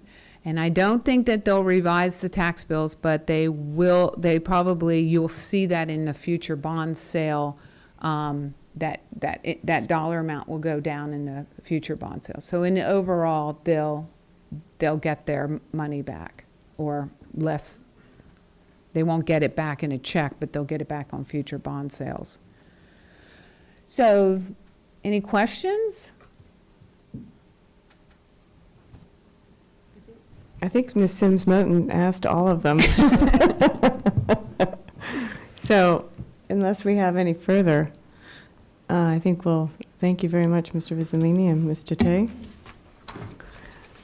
We'll now move on to report number 6, first reading. Report on Santa Barbara Unified School District Sustainability, Mr. Vizzolini. Yes, good evening, Board. I just wanted to provide a quick update to the Board on our sustainability practices and what we're doing in the district, what we have done and what we are continuing to do. So some of the things we did early are digital control systems on our heating and air conditioning systems that save a lot of energy, pool covers that do the same, and we've also replaced a bunch of irrigation controllers, so now we have smart controllers that use the rain and weather to alter our watering patterns, so we've saved 30% on our water across the district. Some of the things that are ongoing are Prop 39. To date, we have 2.7, almost 2.8 million received. We have gotten all of our funding. We are in the last year, as the Board may recall, we grouped together years 4 and 5. So Goleta Valley and La Colina Junior High Schools are in process. They're actually being worked on probably right now, literally. So that will be done by the end of the month. Quite an extensive program to replace really old lighting in many of our classrooms. So we're seeing and we're expecting to see about a 40% reduction in energy costs. Some other benefits are that there's no maintenance cost on LED lighting, right? There's no ballast, there's no lamps, so our maintenance department will be impacted less by that. Another benefit is that school sites will no longer have to afford their own fluorescent lamps. So that's been a site cost for a long, long time, and that went away. So schools like Franklin and Adams and Cleveland, they don't have any fluorescent lamps to replace anymore. So that's a nice savings for them. We've also had some controls included in the LED packages. So there's motion detectors and dimmers that are now in all classrooms and in the big multi-purpose rooms. So the motion detectors are great. When there's nobody in the room, they shut the lights off. They do have an off delay so that, if a teacher's sitting there working, it doesn't just shut down immediately. But it's a big savings. People have probably been by at night, you're driven by a school and you see a bunch of lights on. That doesn't happen if there's nobody in a room anymore in all those classrooms that got done. The dimming is a nice feature for our classroom teachers. They're able to adjust the mood, so to speak, in their room, but they're also able to take advantage of ambient lighting so that if they've got a lot of windows in a space, they can dim the lights and save energy, which is even more of a benefit. Another place we've reduced or improved our sustainability is we've reduced putting what we've added to the waste stream. So, by recycling, it's really become popular, and our community are embracing it. So it's nothing uncommon to see, recycling bins all over campuses, and how much trash we're producing has really gone down. We also have a food scrap program. So our food services director, Nancy Weiss, is in she's working with the city and with Marburg, and they are collecting food scraps. So instead of going to the landfill, they are being picked up and they're taken down to Oxnard to a composting plant, and they are actually repurposed and put back into the community for farming and for landscape professionals. So that's a great program. Bottle filling stations are another sustainability thing that's really popular in the district. So over the past probably 3 or 4 years, the maintenance department has put in over 50 of those. So there's a couple at every school, and some of the high schools, I think all the high schools have probably 4 of them. Couple major benefits: the kids are not drinking, things maybe they shouldn't be that are sweet, and have, this is a healthier choice, right? So they're filtered and refrigerated, and they're extremely popular. The usages, they have a scrolling counter on them, and you can see they go through them very, very rapidly. And the maintenance departments take care of the filters, and we stock those. We don't charge anybody for those, so we keep them up. We've also cut down on the single-use plastic bottles by doing that, so that's had a major effect. We worked with the Community Environmental Council, and they actually started this program with us and donated a few of the units, but they also, especially with the elementaries, they donated multiple use containers for free or for very, very inexpensive. So kids have something, a vehicle to go back and refill with, so they carry that around with them. Electric vehicle charging stations. So this is a pretty popular thing, and obviously will become much more popular. So we've been working with the Community Environmental Council and with Southern California Edison to start doing site assessments to figure out what our infrastructure looks like and where are some places on the district parking lots where these charging stations could be put that will allow people to use them. We're working with the Air Pollution Control District, who has some grant money available to actually purchase some of these units. And we've also talked to some of the partners in the industry, like SharePoint. Peabody uses them, that has a charge per use type of thing. We've identified a couple of what we call low-hanging fruit. One of them's right out here. So I'm sorry to inform you that you guys' parking space might get moved over here someplace, but that one, that spot is the ideal spot, and we're actually just going to do that with our own. We're looking into getting a partner for purchasing the unit, but it's a real simple spot for us as far as infrastructure and installing. It's a simple deal. So that one, we probably have that thing done in January.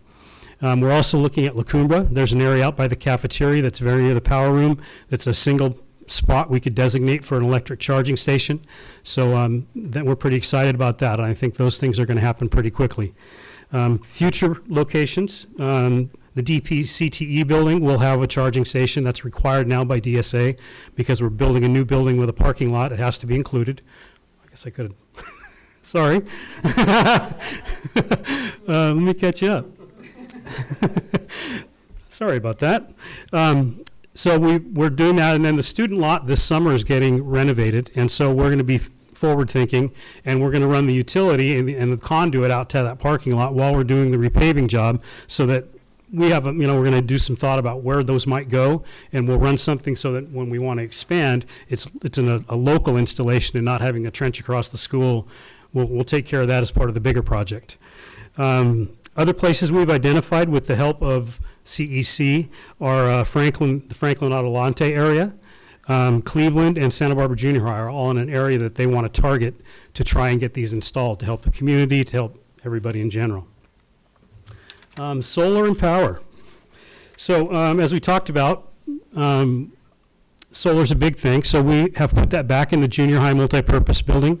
It will now have solar on the roof when it's done. It's not going to be an add alternate, which we originally planned. We were thinking cost was going to be an issue, but it's become important enough to the community and to us that we need to get that done. So that is going to be happening. Our modular buildings will become in the same way. They're all going to be constructed and solar ready, and many of them will have it. Depending on where they sit on a campus, there are some that are a little challenged because they're under a tree where it doesn't pay to have that extra cost to install it for little feedback, but that's something we're looking at. The last two, solar parking lot lighting is a little interesting. We found a couple of companies that actually make a parking lot light that has a battery pack in it and its own solar panel. So it runs on the batteries at night, and during the day, it charges its own batteries. You don't need any power to to the grid. You don't need anything to your infrastructure. And so we're thinking about finding a pilot for something like that and seeing how well they work. There are some parking lots that could probably use a little lighting augmentation, so if they work well, we may be coming back to you with some of that. The last one is kind of interesting. It's a little different. It's called off-peak power storage. So the idea there is that, similar to that battery in the light, we purchase batteries that would support a whole building or possibly even a whole campus. And the idea is that you charge those batteries during off-peak times when the rates are low. And then when the rates are high, you pull off the grid and you power your school with your batteries. And you keep that cycle going. So it's got some great advantages because the power is less expensive. It also gives us an option for eliminating generators and using those as power backup. So during days when we lose power, we aren't going to be off and have no internet for the kids to use. We all know technology is huge right now. So when they lose the internet or data, it's a tough day, right? So I think that may be a possible solution. And then I think I heard somebody say this morning, or excuse me, earlier, you know, we're in the, it seems like this morning, you know, the idea that Edison now has the ability to shut down our power in a wildfire or a potential wildfire could have a big impact on us in the long term. So this is definitely a possibility that we're going to look into. I would like to look into that for wherever we're printing checks on payday. Because when we go down and we lose power like that, we will not be able to produce payroll. And so that's something we've talked about, getting generators and things. So generators are really expensive. So it'd be nice to have maybe our North Campus solar so we can continue paying our employees. Right. I talked to Todd Rickman a bit about maybe this place is a good spot for it, because then we would have the data center protected, and we would also have all the cold storage for our food services people protected in the warehouse. So that's a big investment in product. So if we lose power for a week, what happens, right? We rented a generator over, during the T fire. So, Thomas fire. Anyway, so that's our update. Is there any questions? Yeah, I just wanted to thank you for this report. I think it's really great to bring a report on sustainability. I feel like this pull coming from Ms. Capps over here. Not quite sure why, but I'm sure she has a few questions. But I just wanted to acknowledge to have this report and have this as an ongoing, provide us with ongoing information referencing the sustainability projects that you have in place. But I believe there might be some questions. Ms. Capps. Thank you, Mr. Vizzolini. Yeah, it's really nice to have this all in one place and to sort of get an assessment of where we are, and then, as you might imagine, where we can build from here. But I had a couple questions first. Just when you do talk about new modular buildings being solarized, what are we talking about? Is it 10? Is it 50? Oh, I think that if they're located in a spot that has electrical benefit, right? We're going to get some benefit from the sun, then I would say many of them. That's the goal. I mean, obviously budget is going to be a concern, right, at some point. But as we saw in our presentation, we're doing better in the elementary district than we thought we would be. So that may be a place where that supports more of those being done.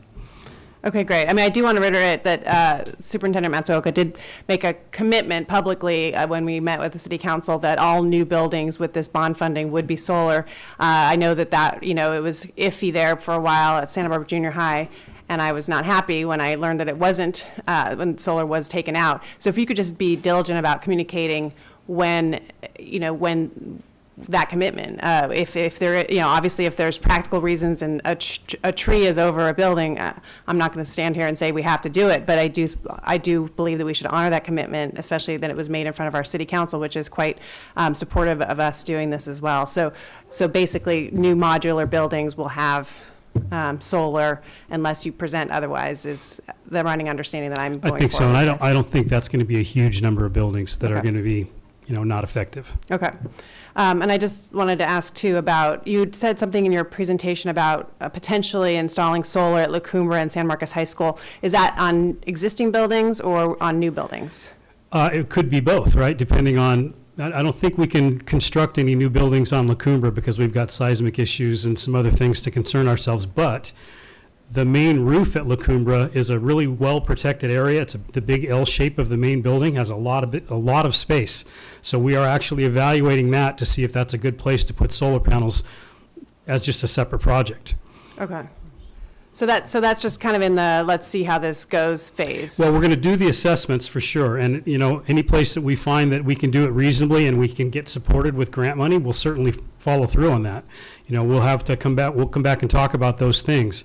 But yeah, the direction is that we need to look for the opportunities. Great, and I can tell you, and I know you've been flooded to some degree with opportunities coming at you, but this community is so ripe with opportunities. In fact, I just heard this afternoon from a foundation locally that specifically solarizes public buildings. They're just working at Girls Inc. in Carpinteria, and they're saying, what can I do to help? They'd seen this on the agenda. So there's so much opportunity and desire for this to happen. So I don't want there to for us to ever not do something because we couldn't figure out how, because the how is really there for us in this community. Don't need to remind you that Earth Day was started here, and it's really part of our DNA. I do want to, I think this is great, and it's important, and the fact that you even gave a number that 40% of our energy is reduced thanks to this LED lighting. I want to encourage you, those kind of numbers are really important to track. I know that's what you and Mr. Tay do, but it's really important for the community to also understand sort of the cost savings, because this is no longer, in my mind, like an ideological issue of renewable versus fossil fuel. It's really an economic issue, and I was appreciative that one of our speakers earlier cited the information, because there's about the savings that are happening to the north of us, the south of us, and they're true. Sometimes you think of renewable energy as something that only wealthier districts, maybe in Silicon Valley, can do, but in fact, Santa Maria did save about $150,000 last year by putting in for solar in existing buildings, and Oxnard has saved about $500,000, and they actually have done the great step of hiring an energy efficiency coordinator to work with somebody in your position, because that's been shown that a position like that in districts, including Monterey, saves multiple times over, because that person is looking for those kind of grants and is skilled in this kind of area. That would be something I'd be very supportive of. In fact, Monterey just put something out that since they hired their energy efficiency director or coordinator, they calculate that they've saved $12 million in the last 9 years. So there's a lot of money to be saved. I think that, again, this is helpful and really great, and I'm all for what we're doing and communicating what we're doing. I do want to put, though, that it is in the context of a city that, here in Santa Barbara and in Goleta that have both made commitments to be 100% renewable by 2030. So here we are at 2018, and we're not even 1%, right? So I think that we have a lot of catching up to do, and this is great. But I want to be as much of a let's keep the urgency going kind of advocate for this type of work, because we are facing a crisis, a climate crisis, and action has to be local given the national environment that we live in, and places like Santa Barbara need to be forward thinking. And we also need to send that signal to our students that this is a planet that we care about. And so a charging station, when their parents are dropping them off, sends a signal that's a very important learning one. And I know that school districts around the country who have gone solar, who have done all these measures, they actually, because they've saved money, they can also incorporate some of these, some of the new technologies into their learning, into their STEM learning. I mean, you think about, we just talked about DP and what's happening there, and the two things sort of go hand in hand. So I'm also glad that you brought up, and you heard from our speaker today, the safety argument for and rationale why this is so important.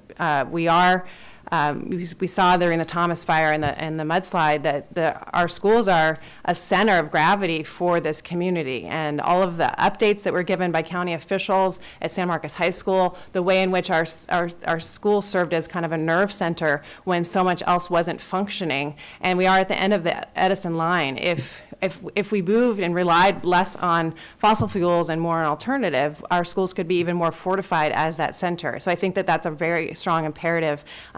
This is, again, not just something I'm going to keep bringing up pretty much every meeting, but it's something that the community really cares about. There's a petition going around that Community Environmental Council started. I know that they have about 100 signatures stating sort of why aren't we running on Sunshine yet? Because it's about time, and I'm glad you're in this position, and I hope that with this report today and all the things that you've got generated in the last since you've been in your position since June, I just hope that you can be a leader for us in this regard, and I will do everything I can to help, including charging my car when we get a charging station here. And with these 6-hour meetings, I could charge it about 3 times over. So it'll be great. Well, I would just like to assure you that we are taking this seriously. There's Thank been you. a couple of things that have changed. One has been the mindset from a design standpoint that solar always had to be grid neutral, had to pay for itself. Right. That's not sustainable. In a lot of our places, our high schools, our electrical footprint is massive. And we'd have to have every single roof covered and a parking structure on every single parking lot, and the cost for those structures is huge. So I think the idea that it has to pay for itself 100% maybe needs to be rethought. We need to talk about saving money. So that's one thing. And just to kind of maybe give you a little confidence toward the end, we found out today, actually, that Volkswagen has a grant program that they're going to try to roll out, where they're going to be donating $4,500 per charging unit for an EV station. That's great. Because they're talking about creating a whole fleet of electric cars within 5 years. Right. So where are those charging stations going to be if they don't help put them in? Right. So we're actively engaged, and we have project managers. Both of our project managers are working on this, along with all their other things. So it's a daily conversation. Wonderful. Thank you. I just want to make one comment that, but we will charge you for that electric use out there. I will pay as much as you want to charge. You can take it out of your Yeah, monthly. out of my stipend. If there's some left. Maybe I'll have Just coffee in the depends. morning. Just depends.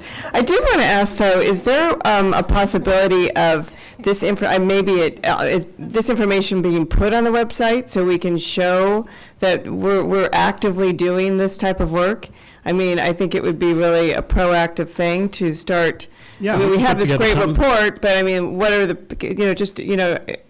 to ensure that people are seeing the work that's being done and the awareness and the focus that we're showing as a district around I agree with that. this And topic. I can work with Lauren. She's busy. I can work with Lauren. We'll craft something to put on our facilities page that's a link to sustainability or to energy savings. We also have a dashboard through Prop 39 that's kind of clunky right now. So I actually got a copy of it today, and I'm going to work with our webmaster to see about getting that linked into our website. And it shows what we've saved over time and what, a bunch of comparisons with fossil fuel and incandescent lights. And so, we can make it look a little more like our own instead of Noresco's. But I think that'll be something that's pretty powerful to put on there too. And we've talked about, the groundbreaking when we do put in our first panels, which I think will be Las Flores. It probably still is the same, or maybe. I think that'll be a nice community moment of awareness and a great thing to actually physically see. And I just, again, love the fact that if that is indeed our first solar project, that these 4 and 5-year-olds that we serve there, this will be the way of life. And again, I just don't think this is I'm glad that you're on board, because it's just about time here in Santa Barbara, of all places, that we run our schools on Sunshine. All righty then. I think that's good. Thank you so much. And we'll move on to the last 2 items. We have first reading sunshining of the Santa Barbara Unified School District proposal for successor contract negotiations with the California School Employee Association. Dr. Becchio, it says 2 minutes. Can you do that? Dr. Reed, members of the board, and audience members who stayed for these last 2 items. For this item, this is the Santa Barbara Unified's proposal to open negotiations with these items with CSEA. And so you'll see them before you in that item, Article 9, of course, wages, health, and benefits. But we also will open with evaluations and catastrophic leave bank creation. So that is the Santa Barbara Unified's proposal to negotiate with CSEA. Want me to move on to the next one? or Yeah, I think we One item at a can. time. Yeah. Go right ahead. So that'll come back before you again for a second reading Okay. at November 13th board meeting. And then we have on item 7 is the Santa Barbara Unified's proposal to sunshine these articles and propose that these are openers for negotiation for most likely in January. And those are wages and compensation, health and welfare benefits, and then hours and conditions. And we will bring those back for a second reading at the next board meeting as well. All right, thank you. I don't think we have any comments. We will, I guess I will say, any coming events that anyone wants to report on? And any future agenda items? And I think we can, I'm sure I have the support of the board. I think we're going to end our meeting. The next meeting will be Tuesday, November 13th, which is pretty exciting. And I think there's going to be I think it's going to probably last just as long, perhaps, maybe not. So thank you all and good night.